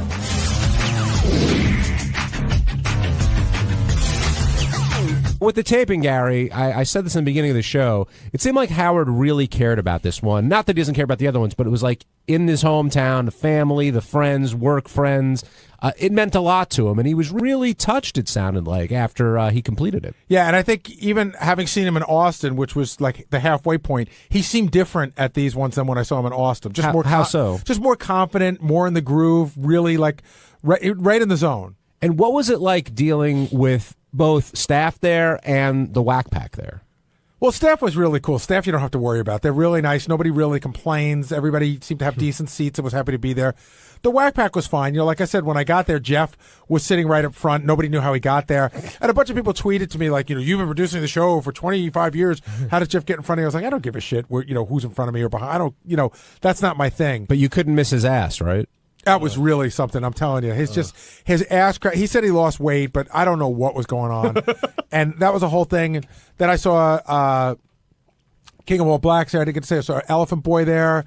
It was fun seeing our whole crew there. Everybody except for one guy. And it's like seeing family, right? I mean, it really is. And they're so happy to be there. It's like Howard had a party and invited them. And what happened with Ed? Why did you guys? Ed was too drunk and on something. And he just annoyed you, or he was like in my face. He's on the phone. Put him on. He's very touchy-feely when he gets loaded. Ed, you're on the wrap-up show. Hey, what's up, guys? So Ed on a scale of 1 to 10, what's your level of drunk today? Oh no, I don't drink. I take my medication sometimes. Okay, you totally drink. So you seem pretty coherent right now, right? Yeah, of course. Did you think you were a little out of control the other day? No, that's what I don't understand, Gary. Why the fuck was I almost thrown out? I have no idea. I didn't. I got to you before you were almost thrown out, but I have some pretty good ideas. Do you remember like putting your arm around my neck and you wouldn't let go for like 3 minutes? No, I was giving you, Gary. I was hugging you and you wouldn't let go. It was a hug. You were being a dick. I saw footage of Ass Napkin outside of the show, like even before it started, and like he had his sunglasses were half on. Right. He was slurring his words already. Yeah, like I was trying to say hello to people. Whenever I tried to say hello or talk to anybody, you got right in between us and hugged me. I wanted to kiss you. Yeah, you were being a dick. You look at him punching the fucking head. Ed gets loaded when he has to leave his house. When he has to leave his comfort zone, he gets really hammered. Anytime he's come and done the Superfan Roundtable, he's done stuff with us at Caroline's. And, I've said this before we did the show with him at Caroline's, he was laying on the sidewalk, passing out on the street before Caroline's. Yeah, even a couple of your last appearances here, Ed, you've been overly high. You don't need it, Ed. You're not loaded like you are. Like right now, you're not that loaded, and you're good. No. You're good. Yeah. Why can't you be like this? My nerves are really fucked up. And Gary, so you're mad at me now? Well, you were being really odd. You were hanging on me. I was with my family. You were putting me in an opposition where I don't want to get mad at you. Ed, he wanted to punch you in the face. I'm sorry. You would not let go, Ed. You would not let go. But Gary, when I'm my medication, you got to understand. Yeah, I don't get the memo on what level your medication's at. I just know you're on me and you won't let go. All right, I'm sorry for that. Ronnie, I didn't even. Was he deputy pet lady when he's on his medication? Were you concerned about Ed? Was he causing No, problems? he was passed out. Gary, He was passed out. I don't even know why he came. Most of the afternoon, he was passed out. Ronnie, I almost fell to my death. Good, you should have. You should have. You heard about this, an right? asshole. The reason why they bother coming? The reason why they asked Ed to leave, my understanding from a memo I saw, was that he was in the balcony and he kept passing out, and they were afraid he was going to fall off the balcony. Were you worried about that, Ed? Am I worried? Why are you guys all being mean to me all of a sudden? I'm not being mean. I'm telling you a note I saw that somebody wrote. I'm trying to figure out if that's the case. That was And the case. Ronnie's been really mean. He seems like he's. All of a sudden, now listen to you. All of a sudden, I'm mean. Ed, you're deflecting. You're not really dealing with What how you was were the that day. question? It's because he doesn't remember. Were you it. super high that day, and do you realize they asked you to leave because they were afraid you were going to kill yourself? I wasn't going to kill my motherfucking self. Danny was with me, and she was helping me. You understand everything you're telling him is news to him right now? Right. Like, he doesn't remember any of this. Hey, Ed. What? 819. It was 8:19. Yeah. I didn't recognize it. 8:19. So, Ed, when you knew you were going to the taping, how did you prepare for it? Like, did you up your medication because you were worried about getting out of control, or how did you approach it? Yeah, because I get anxiety, so I had to put more medication in. But Ed, forget about the medication. When you were in my face, you reeked of like. What did you drink? You reeked of alcohol. Blackberry brandy. I had Wayne. And you snuck, I heard you snuck a whole bunch.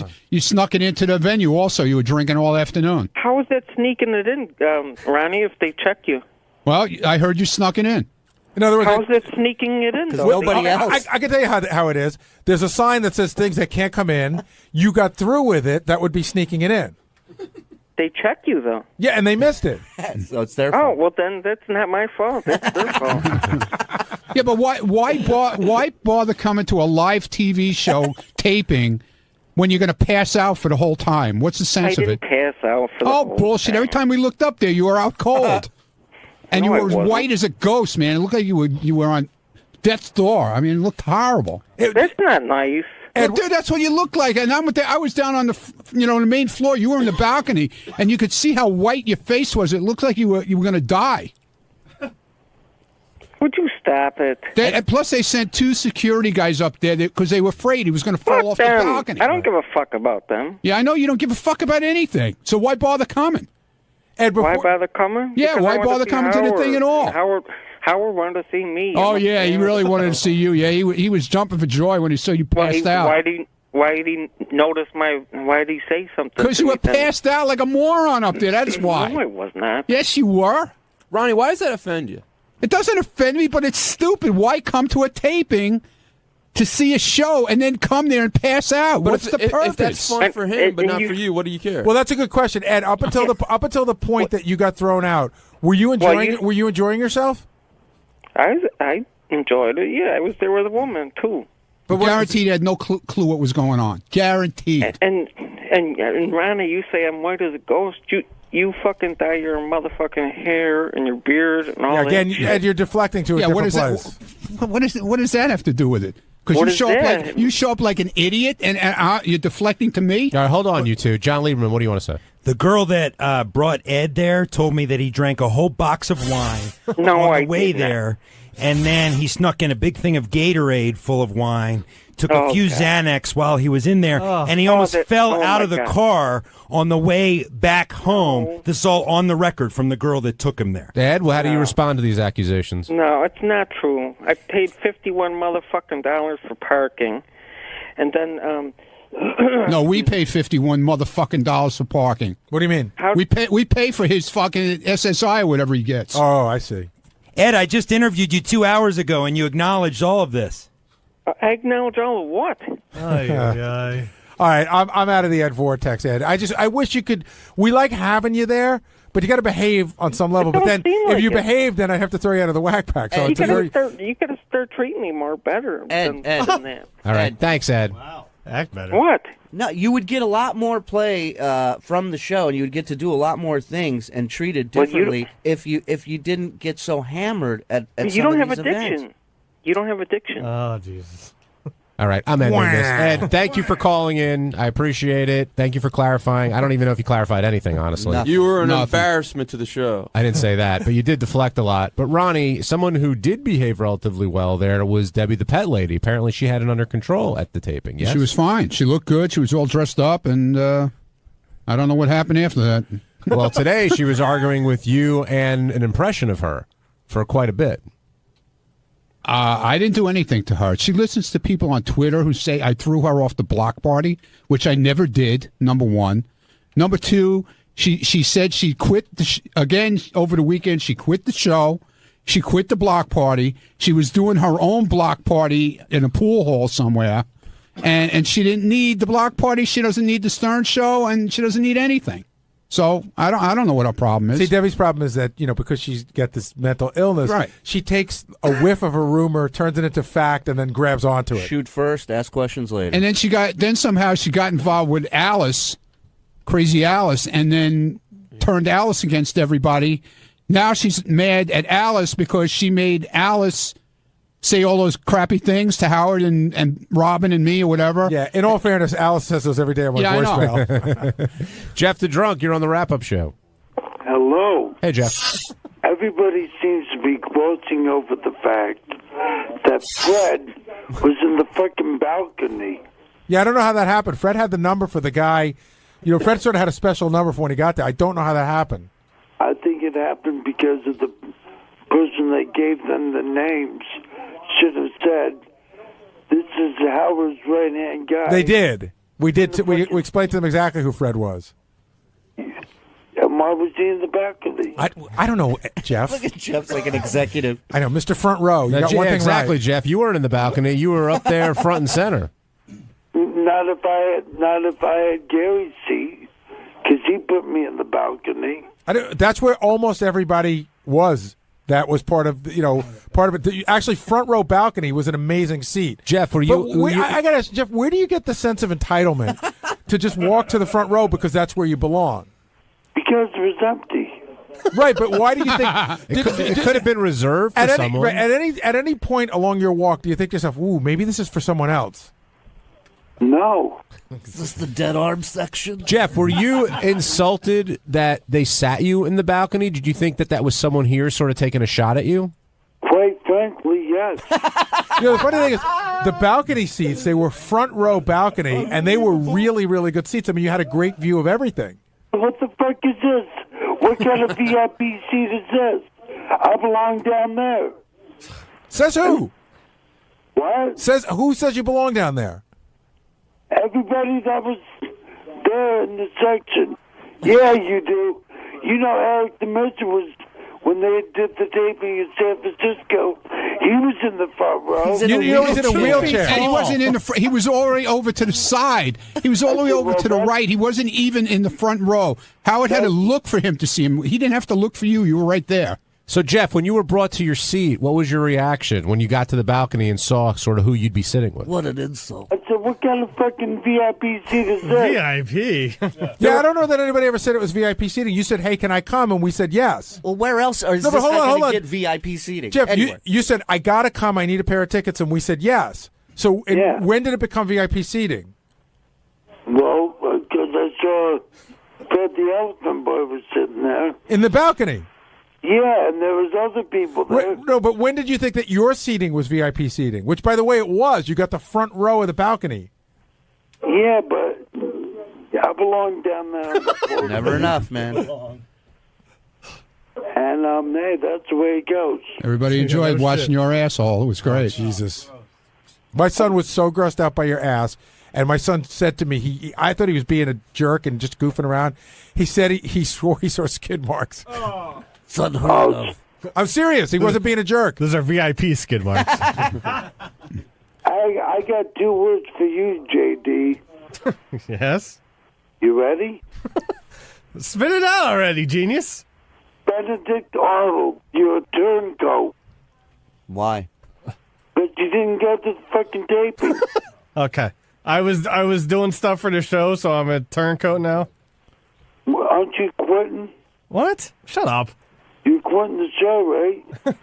No. That rumor. Okay. He's quitting the show.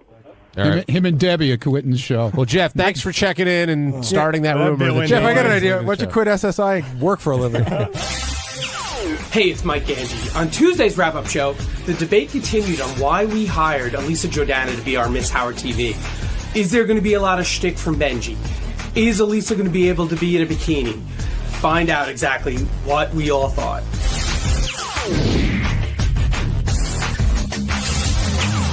Benji in the hot seat for his comments he made here yesterday about Judd Apatow and also about Elisa being a Miss Howard TV with a caveat, or maybe a few of them.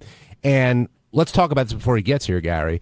If I offer up someone as Miss Howard TV, I'm assuming that whatever comes with the job, she's got to do, whether I have favored nations or not. And I think Benji, although said he didn't want to speak for Elisa, he was totally speaking. Here's for what Elisa. happened yesterday. Will came in and said, "Hey, TV guys, want to tell you, Elisa Jordan's going to be the new Howard TV. I'm not sure, Howard, if you wanted to come in, because we don't have every Miss Howard TV come in. Depends on their story." Right. And he said, "But, she doesn't want to wear a bikini." And Howard could have made a determination there and said, "Well, she's got to wear a bikini." Benji stepped in and he goes, "I don't think she wants to wear a bikini." And I was sort of annoyed in the sense, like, this is between Howard TV and Elisa. Like, why are you getting in the middle? I know it's your girlfriend, but she should have worked it out with them. I don't even know how it got to us. Right. It shouldn't even be an issue, because once you agree, I'm assuming, and actually someone from Howard TV can confirm this, once you agree to be Miss Howard TV, then that's part of the package. The other thing I thought was really funny today with Benji was Benji, possibly one of the horniest men on the planet, who has always had a great appreciation of Miss Howard TVs and their bikinis, turned around and said, "I think she'd be much more comfortable in a dress." Which is funny because but compare it. Don't talk about your girlfriend. Talk about what your expectation is of a Miss Howard TV as somebody who's sat in that chair for a long time. Honestly, not that big of a deal to me. But first of all, I just want to. I just walked into this, so I don't know what was said. I told the story the way it happened. No, which I think is, in other words. Oh, thanks. Okay, I don't need to say anything then. Okay. Well, let's hear your version real quick, Benj. Okay. First of all, just because I don't know if you guys said this, but people are acting like she lobbied for this or something like that. She came out of the blue. They asked her, or she asked them? They asked her. It was a surprise out of the blue, a pleasant surprise. But before or after you guys were a couple? After we're a couple. Okay. Yeah. It was a surprise, but I think she's very hot. I think she's beautiful. I think she absolutely, would be great at it. But she's kind of nervous about it. And when it was presented to her, nothing was said about coming on the air. It was said about the shoot that they've done. Okay. That. So that wasn't. So she was, when they came about, like, hey, now we can get you on the air. We want to do a segment on the show itself. She felt a little bit, I know it doesn't seem like it's any different to do the shoot after the show, but it ends up being the same thing. But it's like a little bit like I can't think of the right word. Not comfortable to be like on a show in that way. I don't understand what you're saying. She's comfortable being shot in a bathing suit. Actually, she's a little nervous about that itself. But to be interviewed in one, she felt a little nervous about it and was like, "Hey, can I wear a sexy dress?" And that was the question. Right, but all Miss Howard at that point, even as her boyfriend, I'm not forcing her to do anything. I would have said, just so you know, there's never been a Miss Howard TV in the history of the show that's ever come in without a bikini. I didn't know if that was true or not. Of course you know, you're there every day. I don't remember, Garrett. It's not like I said. I just probably they'll probably say. Either, we just won't do the segment then, but I didn't know if they still want to do the after part or not. And I said, it's totally up to you. I think you look hot as hell in a bathing suit. If you want to do it's great. If you don't, it's totally okay. John Lieberman is here waiting to pounce. Go ahead. Well, John. we've done a lot of reporting on this, and Doug went on the record, Doug Goodstein, and said he's expecting a debacle tomorrow when it tapes, and they may just use the footage for a behind the scenes and not for a Miss Howard TV if it doesn't go well. What's the expectation to go wrong? Why would Doug anticipate a debacle on his hands? Well, Doug seems to think that there's so much controversy surrounding this. But let me just clear up where it started, too. Right. I didn't hear Benji, but it started when Howard TV was filming you and Elisa at your apartment, and it just sort of organically came out. So it wasn't Elisa lobbying for it, but it came out. They asked her. She said yes, and here we are now. But a lot of people back there you have Lisa G, who's upset just at the choice, and then you have Doug, who's claiming that he...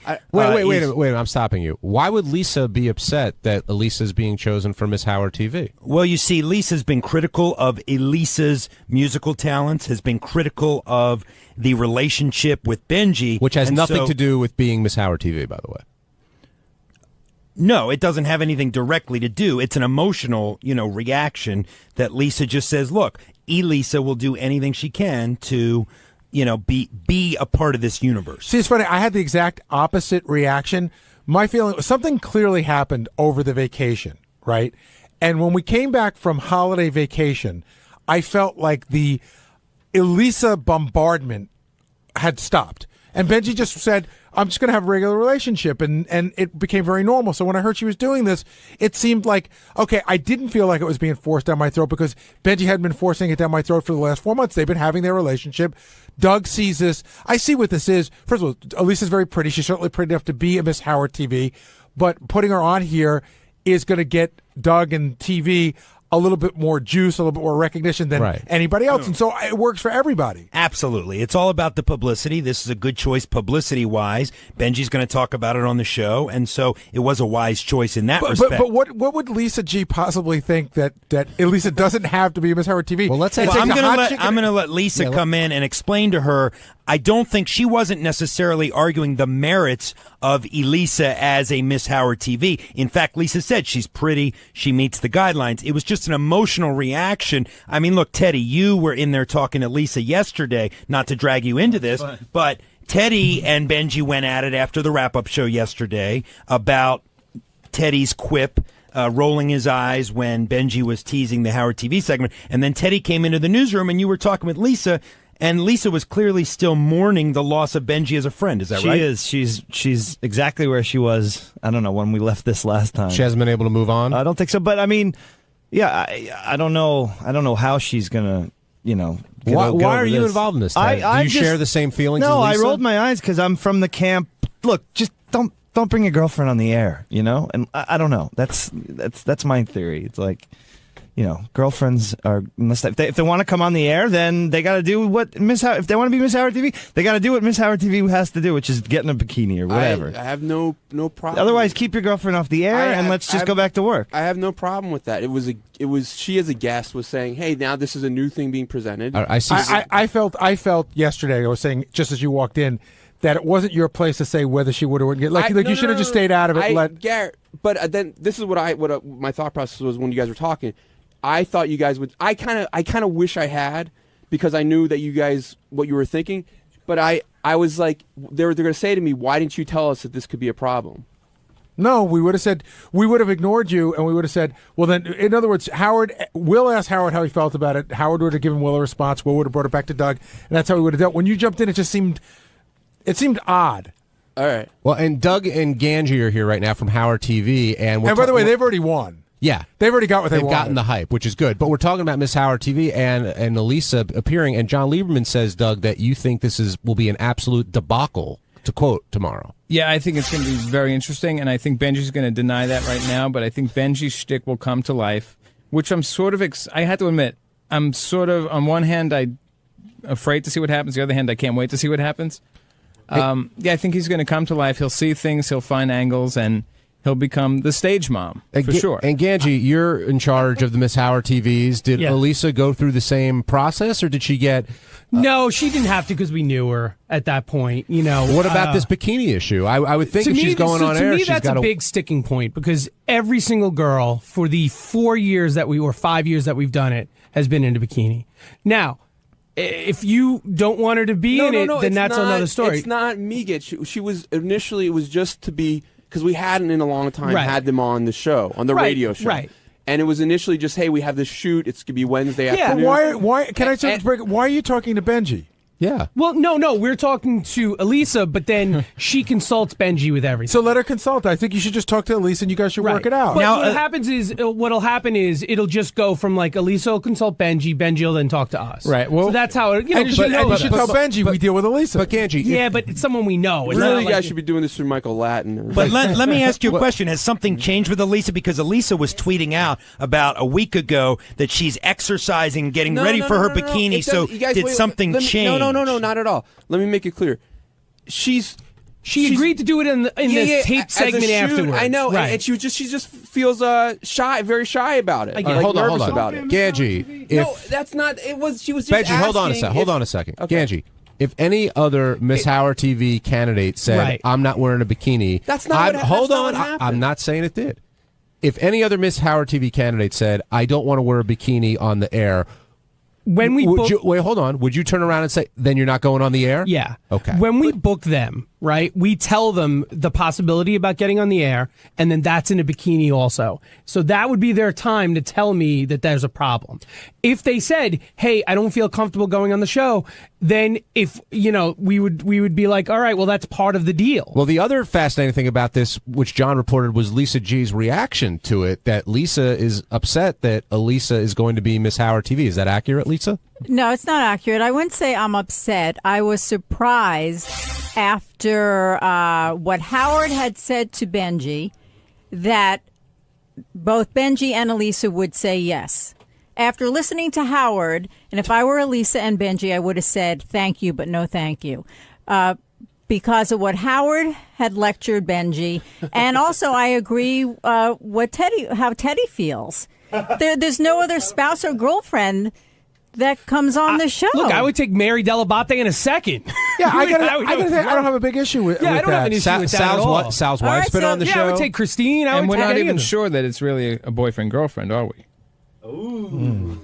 Benji, you're going to have to fuck her in front of all of us. Yeah, I thought that was... Doug said that was one of the bits. But Lisa, that's one of the bits. But Lisa, a couple months have passed, yet it seems like you're still upset by this. Like I said, I'm not upset. I was surprised. I was in that room when Howard was talking to Benji. And even to this day, I would have said, thank you, but no thank you. But that's me. Why should she turn down an opportunity that was offered her, not when she sought out? In other words, the TV came in, they offered it to her. I think there's a big difference. Do you believe that, Lisa? Do you think Elisa sought it out, or it just came to her like... No, I don't think she sought it out. Okay. So why do you feel she wouldn't? Do you feel that's just me. That's how I would have handled the situation. It is very enticing, but if I were Benji and Elisa and I was in that room and Howard was talking to me like that, 6 months, a year, I would still say thank you, but no thank you. That's me. The way I reacted was Lisa G reacting to a situation. But I still can't get a handle on what Howard said to Benji that you think would make her not want to do this. But I think no, what Howard said I thought she would want to do it. I'm not her, but it's very enticing. But what exactly was it that Howard said to Benji that should make her not want to do this? I don't remember the specifics, but I remember that he was saying when I said, well, no other spouse or girlfriend comes on the show like this, or hawks T-shirts, or, posts videos nonstop and, over and over again. And that's when he turned to Benji and said, yeah, Lisa and Gary are right. You don't remember that? Well, I thought it was more about the frequency of what Benji was doing. Not that she was on, but that it seemed to be a daily occurrence. And by the way, it has been done in the past. It's just that when Jackie was married to Nancy, there wasn't Twitter and Facebook. Right. Well, so that is a big difference. Things have changed. Benji, you took flack from Howard early on, and then later you took a little hit from Fred as well. Did that bother you, how they were talking about you? Yeah, I don't like being, I think if people knew me one-on-one, I think they, this is what doesn't... You don't think Fred knows you? No. I'm talking about people that hear that. I think if people know me one-on-one, I don't mind as much if someone decides not to like me or likes me. But I think a lot of our listeners have the wrong image of who I am, and that I don't like. And I think what is the image of who you are that you wish they had? I think I'm a nice, good guy. I do. Oh, I don't think people think that you're not nice. All right. I don't think that if people complain about you, I don't ever think that not being nice is part of the equation. I think they have an idea that I'm sort of a jerk and always like being shticky in an annoying way. And I, Ganji and Doug, they'll act like I'm a jerk on the air, but I think they both really like me a lot. And Ganji, what is your concern tomorrow with this whole Miss Howard TV thing? My only concern is that a 2-hour shoot turns into a 10-hour shoot. But why? Benji. What would turn it into a long shoot? Because Benji, you know how Benji works. It's like, oh, we should do this. Why don't we try this? Why don't we do this? It's not Benji's shoot, though. But here's what I don't understand. I never see another boyfriend in the control room directing, so why now? But I feel like he's going to, look, I can't kick him out of the studio because he has a right to be there. This is his workplace. Sure, you can kick him out. It's a unique scenario, and yeah. one hand wants him to not even be. The other hand, I can't wait to see what he's going to do. Like I want him I want him to do all this stuff. It's going to be great for 3 shows. It'll be great for the Miss Howard TV thing. I don't mind. It'll be great for behind the scenes. Whatever is best, and for great the show. for the daily. Great if you for the guys regular say, show. hey, it'd be better if we just do the shoot just with her. I don't mind that. That's fine. Whatever you guys want to do is fine. Do you have any plan to get involved in any way tomorrow? You're not going to be here, right? You won't be here, No, right? I'm sure. I'm sure you guys have worked out some bits in advance. No, we don't have any bits. Well, my sources said you were going to put a bikini on. That was her idea, and I don't want to do that. But Benji, when you do that whole rap about people have the wrong perception of you, don't you think part of that is your response? Like, don't you take a little responsibility Of course, for that? yeah, I'm sure. And with tomorrow, I mean, I'm sure there have been other. I just take it one day at a time. I'm sure there have been other controlling boyfriends who've come around with the Miss Howard TVs. We actually tell them not to bring their boyfriends. But say they do. Don't you just put them in the green room? Yeah, they're in the green room. They get bored after a half hour and they go out for a walk and they come back at the end. So Benji, I think if you're taking the stance of, you know what, that's Elisa's decision. Let her. Well, she better not bring her boyfriend. I'll be pissed. No, Does anyone notice that Benji seems like really upset or out of it? No. Right. I think Benji's working really hard to try to be normal. Yeah, and it's killing him. Something's up, man. It's not like the Benji we know here. Oh, come on. Hello, Ralph Sorella. Hey now. Hey, you there? Yeah, we're here. Oh, I didn't hear a hey now back. Hey now. Okay, there you are. Hey, this is a ridiculous conversation. I mean, these guys are obviously looking for a problem. Why else would you book Benji's girlfriend? Yeah, I agree with Ralph a little bit about this. The guys are trying to have it both ways. They want the attention, but they want it to go well. But when you get the attention, this is part of what you're going to deal with. Yeah, I mean, why else would you book her? Because she's hot. Oh, come on, Ganji. There's 50 million hot chicks. You're booking her so you get Benji to do something stupid, and he will, and it'll all work out. And that's what we're going to get, I'm sure. Yeah, I'm so sure. don't sit there and pretend you're not looking for that. Well, the problem is, I think, from the look on their faces, they want something stupid, but now they're afraid they're going to get something so stupid that it's going to make them be here till 7 o'clock tomorrow night. Careful what you wish for. Well, that's the thing. Benji, go really stupid. Do something really that. Yeah, go full retard. Fuck them up. On Wednesday's wrap-up show, all the talk was about this man right here and his lovely girlfriend, Elisa Jordana. She came in as Miss Howard TV. I think she did a great job. Benji was insanely jealous, and... No, I wasn't. And Lisa G was even more so. Here's how the conversation went.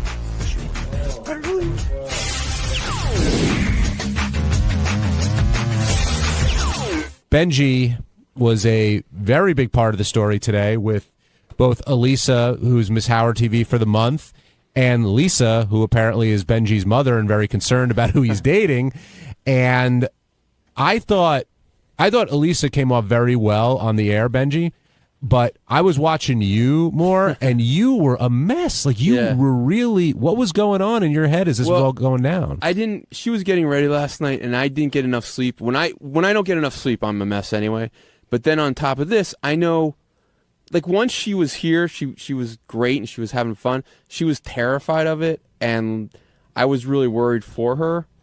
And, so that's what was going on with me. And I was interested in what was going to happen when Elisa got in there. She was fine in the bikini. She looked fantastic. Yeah. But to me, the more fascinating part of that interview was when Lisa G came in to do the headlines, because you got some real emotion out of Lisa there, and I felt that both of you were apologizing, and neither of you meant what you were saying. Well, first of all, I thought I was really angry at Lisa a couple months ago, but I thought it was justified. It was reaction to things that I thought she had been doing. But it's a strong word. It's the last word you could pull out. I'll say this about that. One, this is what I said on Twitter. I said, this is not a word for word, but basically, I said, I think you're acting like a miserable cunt, and I think it's coming from a bad place. I hope you act better soon. Didn't say anyone's name on it. But you knew who you were talking about, right? Yeah, it was mostly directed towards her. It was directed towards just general hate, but I knew she would take other it. people acting like a miserable. On Twitter, stuff like that. But yeah, it was in reaction to. It was an in general thing, but yes, I knew she would take it as that.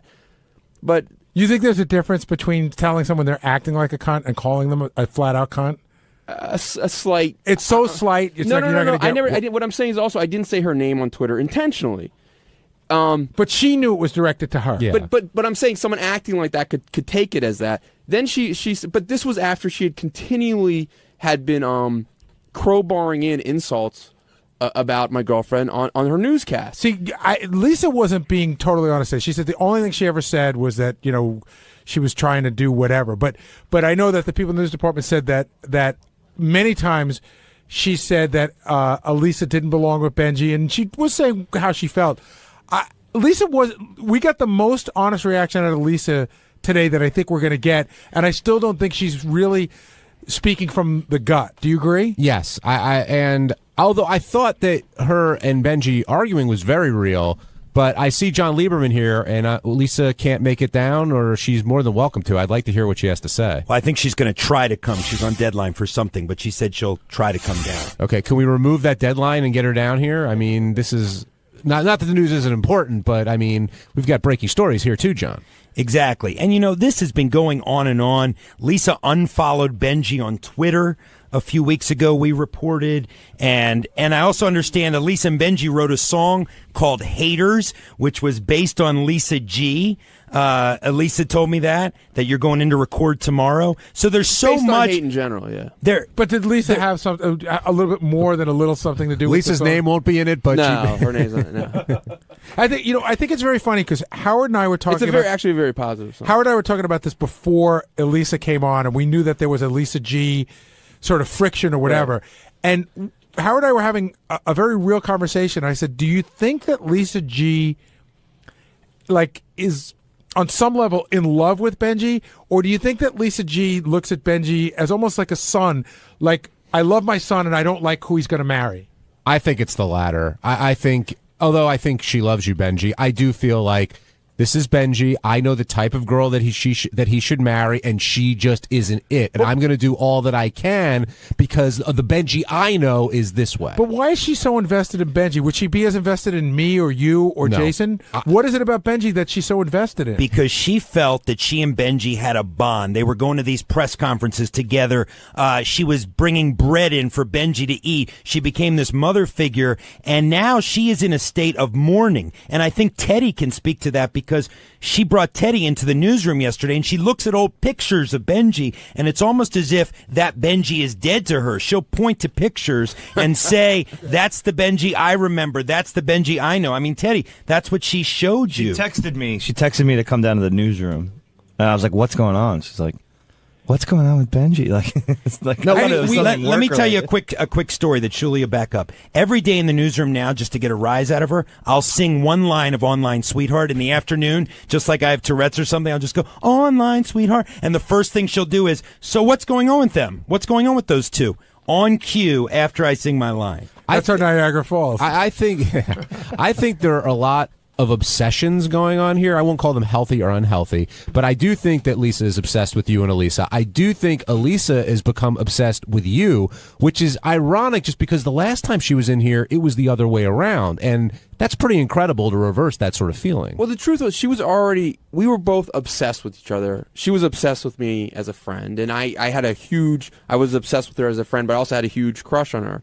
And but that's a huge hurdle to clear. Many men have been obsessed with women as a friend and haven't been able to get it reciprocated. You broke down that wall. I did, and I don't, like I said, I've said before, I don't think was initially her type. I don't think that really matters to women for the most part. Well, you've certainly become her type because she was raving about how gorgeous you are, and I think she's blinded by love now. I thought that Elisa was a very good guest today, and I had a lot of fears about her coming on today. And I thought that she was like 95% honest. I thought I got a real look into their life together, and I believe most of what she had to say, and I found it very interesting. Quite honestly, I hadn't heard a word about their relationship since after the New Year, and I was a little curious. I thought she was a great guest. Thanks, man. When you were in there yelling, I don't think he was complimenting you. I'll take anyone. If you compliment anyone, when you and Lisa, who I guess is too busy to come down here, I really like her here, but when you guys were going back and forth, and then Elisa came in and was sort of standing next to or towering over Lisa, I guess is a better way, because Elisa was very tall. Was that awkward for you, or did you feel like, okay, finally we're going to come to some resolution with this? I didn't like it because I kind of lost my cool, and I don't think it's like, I think I've been poked at by Lisa in this situation a lot, and people just saw the eruption at the end. Do you think that if I know we're going to get crap for this, saying like I'm a sexist pig or whatever, but do you think if Lisa had other distractions in her life that this wouldn't be as big a deal? John Lieberman? My opinion is Yes. I mean, thank you, Jason, for throwing that right to me. No and problem. I know you have an opinion about putting that, me on the so- spot. Sure, I think that maybe perhaps if she had a family, she had children. Well, she got a family. but- Or you mean a family like a husband? real and- family. Right. Not her. Look, the more distractions you have in your life, the less you pay attention to this. But I think this obsession definitely did take over her life for a good portion of the last several months, though she now claims she's over it and she's going to go to dinner and, That's cool. I would love it to get to a nicer place. But the thing about the apology was she always said, she continually was saying these insulting things, and then she would say, "I'm sorry this hurts your feelings." Like, I'm sorry if that hurt you. I rarely agree 100% with you, but I agree with you 100% about the apology. That's saying that she saw. There's two ways to apologize. Right, she didn't apologize for what she said. Right. She wasn't saying she's sorry for what she did. She was saying she was sorry for the way that she did it. And how you reacted to it. She was basically apologizing for you. And I do want to clear one thing up because every time you tried to answer this question today, Lisa kept talking over you. So I just want to get the full answer. Did Tim Sabian ever come to... Oh, let me ask you. Did Tim Sabian ever come to you... No! And say, you have to apologize for calling her the C word? No, absolutely not. Maybe we could ask... I think that's kind of fascinating that someone... First of all, it's one of those interesting workplace issues like Twitter, how... gets involved with work. I'm actually very careful not to put work on Twitter. Tim never talked to me about that. I decided to go and approach. I think you were there that day. Yeah, I talked to you. I talked to you about it. I said I want to apologize. I said to her, I said I'm sorry about it. Then why does she think you didn't? And I don't know. And insists that you're a liar. I will say it on the air. Like I said I'm sorry I did that, and I'll say it to her personally too. That was the moment that pushed Lisa over the edge, was that tweet. That tweet made Lisa feel, and I hope she comes down to voice it so I don't have to voice her emotions for her, but that tweet pushed her over the edge and made her feel like Benji was being hateful toward her. Look, here's the thing. Benji kept this going, I believe, for the publicity and the story's sake. It was a good storyline. Lisa kept it going because that's how she truly felt inside. I wasn't trying... I do see it being a good storyline, but I would much rather Lisa G be nice about the whole thing. Like every story usually has a good guy and a bad guy. This is one of those stories where I feel there's two bad guys. Like, I'm annoyed by Lisa in this story. I'm annoyed by Benji in this story. Just the whole thing is... How did you think Lisa was today? By the way, and my tweet was after she had done all those news stories and tweets also. We got that. Well, how did you think Elisa was today, Jason? I thought, it was a better interview than I thought it was going to be. I really thought it was going to be obnoxious. But, you and I were talking in the office and, you were saying, I think she was truthful about this and maybe not so truthful about that. And I'm just like, Gary, I'm still on the premise that her and Benji aren't a real couple. Like, that I am still working off the premise that we're all still being had in some way. I will, you can spend a night with us, Jace. No, thank you. Well, more importantly, I don't care that much. Program director Tim Sabian is here, and hopefully he can clear something up. Tim, did that conversation happen or not? Benji, I do believe that you and I had a whole conversation about Lisa G. I really do. I have 100% really? Absolutely positive. Because I remember Lisa G. and I had that conversation about... Maybe you told her that. No. But I think you and I asked you to pull it down. Absolutely, positively. Really? Well, I'm 100% positive. I'll take a lot anything. You never talked to me about that at all. I do feel that we had some kind of contact on that issue at some point. I'm 100%. I'm going to start logging all my hall talk conversations. 100%. Tim, I'm not accusing. No. I'm not. But I really do, because I do remember Lisa coming to me. Maybe you intended to, and maybe I already did it without you, because I think I took because it down did come down. And listen, I like Lisa. But if you guys know me, I really don't. No. I don't like being. I'm not. It's not my type to do that towards people. But I do recall it came down afterwards, and that's why I do believe that we had some kind of. I swear on my life, I'm 100% positive. Never discussed it with me. But that's interesting. Jason, I was going to say, I actually, because I'm on Lisa's side a little bit with this guy. I thought Benji was mean to her, but where does the line get drawn in a sense of why could she say bad stuff? And then Benji went over the line by calling her a name. I'm just because I know this is not the first time Lisa has gone to complain. Did you see the Twitter to you too? about something like that? Yes, I did. What did Yes, I did. do you know what it said? It was something about acting like. It didn't say Lisa's name. It wasn't. It said, "I think you are." Or I think it was kind of assuming or incite. You know, it wasn't replying to anything. It just said, "I think you are acting." So like what's a Ms. But Benji, Right. I mean, you can't pretend that you know. No, I'm not. But that's funny that she would complain. But you would have been better off if you would have said some people are acting like cunts and they should just shut their mouth. Would have been a lot. Then you I decided are. I didn't even like doing it at all. But I swear on my life, you never discussed. And this I with think me. you hit on a good point. That's not characteristic of you, and I think that's what bothered Lisa so much was that she had never seen that type of venom out of you. Right. I'm just curious, Tim, about where the line is where somebody can question somebody's sincerity or their love or a bunch of things is okay, but then the other thing isn't. I think it's a case-by-case situation. You got to be careful. I mean, this. Well, Lisa has a lot of cases, is what I'm trying to say. We work in a very subjective world here, and it seems to be more subjective with Lisa, is what I'm trying to say. Because I know this is not the first So time. if I this has Twitter happened with today, Lisa. you absolutely never talk to me.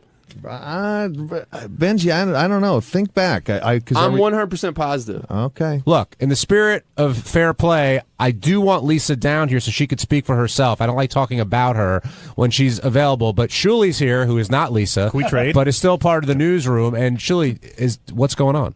So I told Lisa, I said, Lisa, you got to get in there. And then she said, at first she said no. So I got up to come down here. I said, is there a statement you'd like me to make? I really think you should come in here. She said there's no statement she wants me to make, and she doesn't want to come in at this point because she feels, I think she kind of feels like maybe she's going to get ganged up on.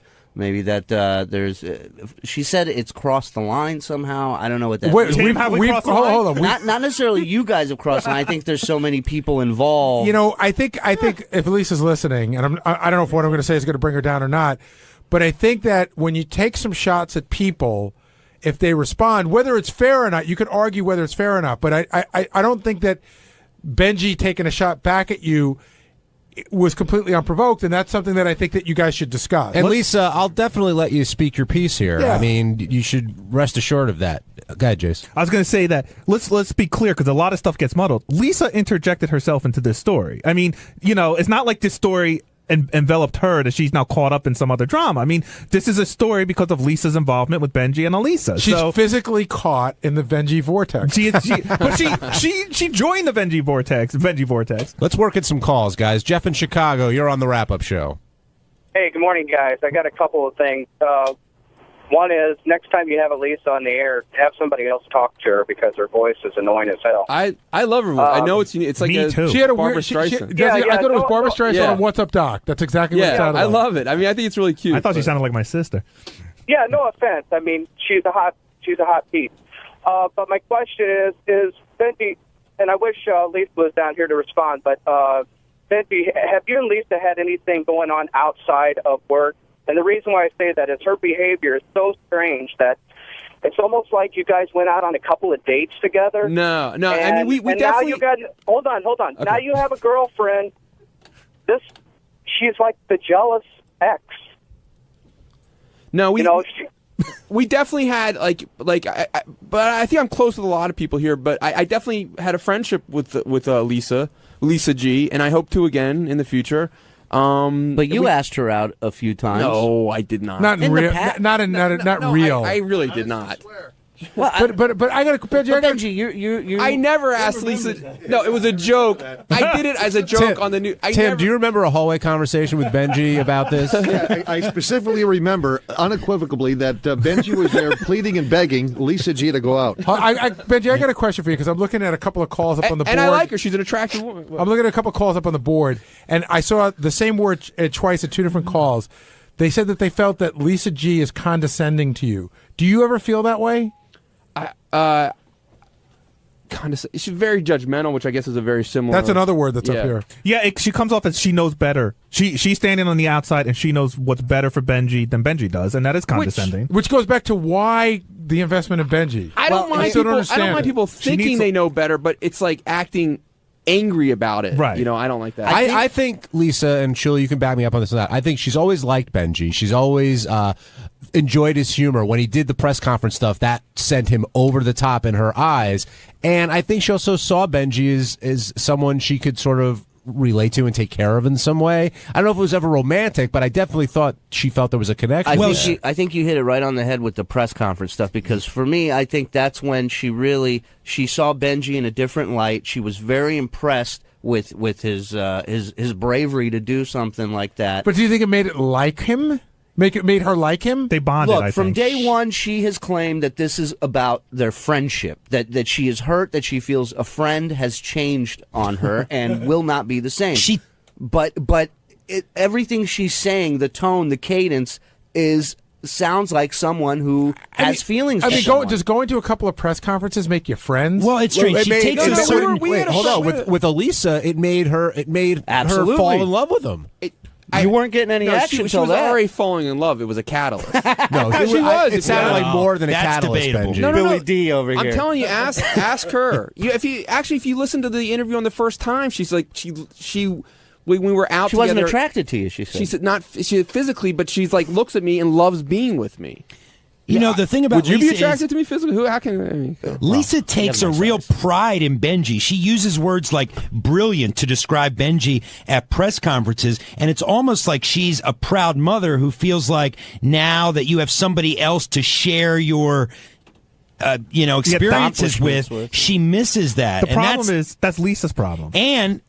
And Lisa points out Benji should be doing more for the show. Howard said he should be doing more for the show. So it's an odd sort of, It is. I'll tell you why it's up, because Lisa's never come to me, or I've never heard her say anything about what anyone else on the show should be doing. Why Benji?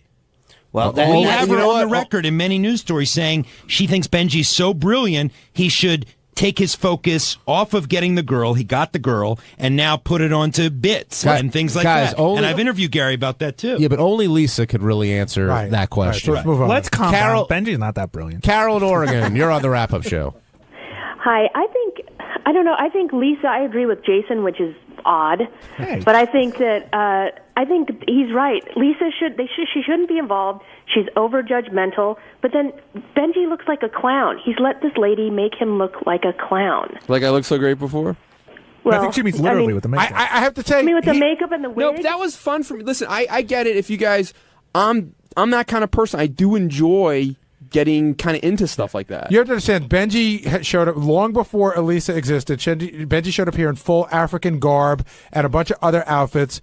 And I don't know, when she was standing there in her bikini today, Benji looked a lot less clownish than you think. No, but Benji also looked like a jealous boyfriend. And Elisa admitted to being a jealous. Yes. Absolutely. Oh, did I? When no, I'm so proud of her. I know you made the joke, but when Howard asked her to take off her top, like the way you reacted was, you made a joke about it, but you could tell you were like, I do not want that to happen. Oh, no, actually, it's not.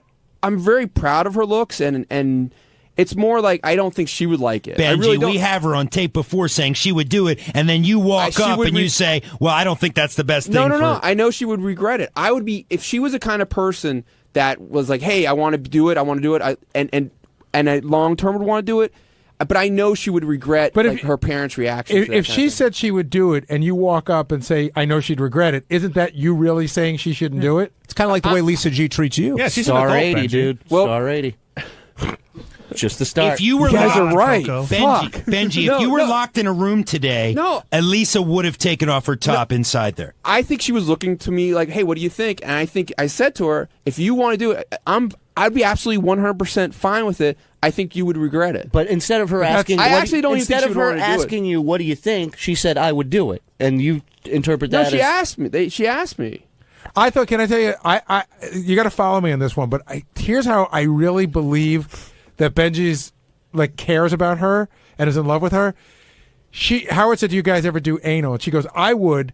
Benji doesn't want to do it. And Benji's whole rap was, I don't want to do it with her because I think that's something she wants to do that she thinks that I want, and I don't want her to do something she doesn't want to do. And to me, I thought that was very loving. Well, Elisa, not Lisa, but Elisa is that was more more about the Elisa, thanks for coming down. No problem. Oh, not still in the bikini. I saw the pink and I got excited.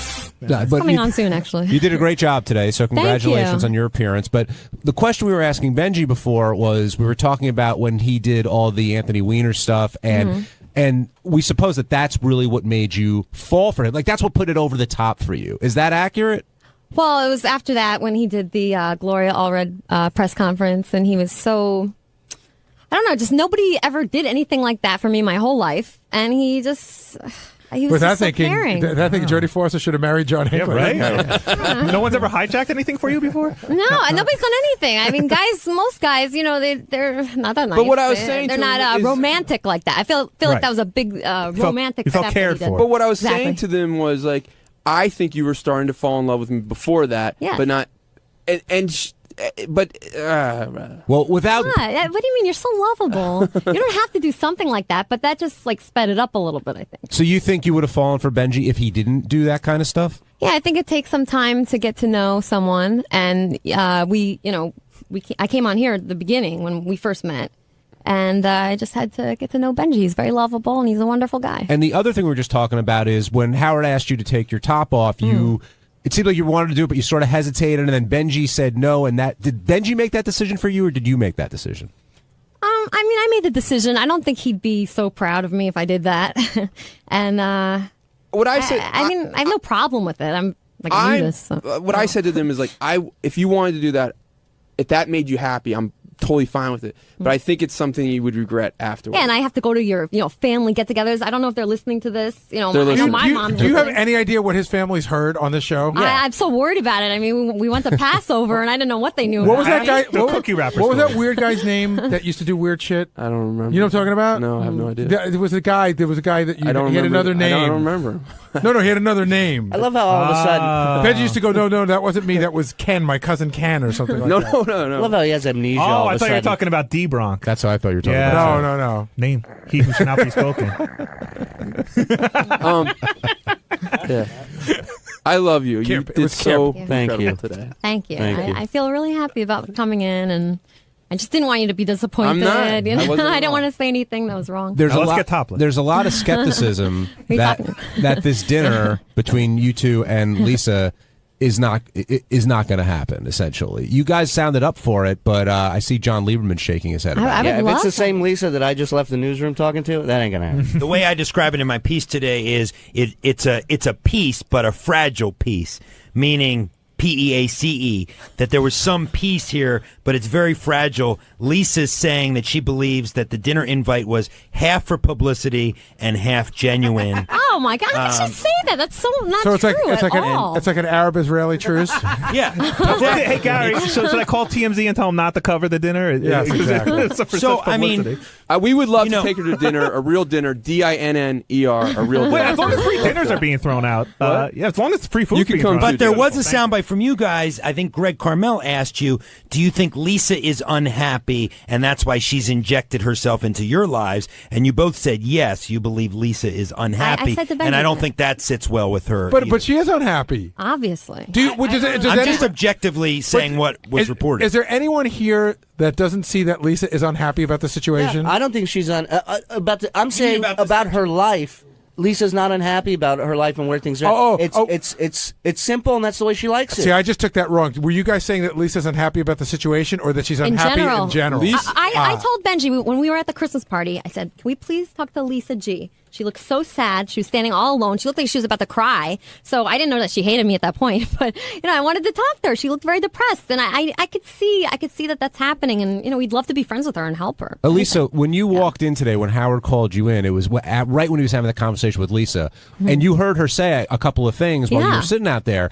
I figured you were going to come in swinging, and you didn't. You sort of took the high road there. But what was going through your mind as you walked in? I don't know. For some weird reason, I like her. I don't know why, but I like her, and I see where she's coming from exactly. I've liked guys that didn't like me back, that had girlfriends, and I was jealous, and I said bad things about those girlfriends. Every girl has done this. So this is something I'm familiar with. Well, that makes total sense, except she's not his ex-girlfriend. No, but she's somebody that wants to be his girlfriend. Oh, you believe that? That's what I truly believe. I can't imagine anybody in this room thinking otherwise. Well, the other theory is that she wants to be his mom. Like he's treating her more Maybe like both. that. A little both. And what advice would you have for Lisa in this situation to kind of smooth it over so you guys can all move forward? JDate.com is perfect. That's how I met Benji. Oh. And, she could meet somebody and become happier. And I don't know. I feel bad for her. I will say, if Lisa put half the energy into her own relationships that she seems to put into everyone else's relationships, she might have some relationships. All right, I'm going to close this down with one last question to Elisa. Okay. Do you see how Lisa G might feel that it's a little condescending for you to say that she's unhappy and you want to help her? I wish that I didn't have to say that. I don't want to say that about somebody, but it's just like, she's always talking about me and I have to address it somehow, and I like her and I would love to be friends with her. She lives in my neighborhood. We both like Benji. We have a lot in common. I feel like she could be a friend. So that's all I'm going to say. I hope she hears this and, I predict by this Christmas, Elisa and Benji hosting the cookie party.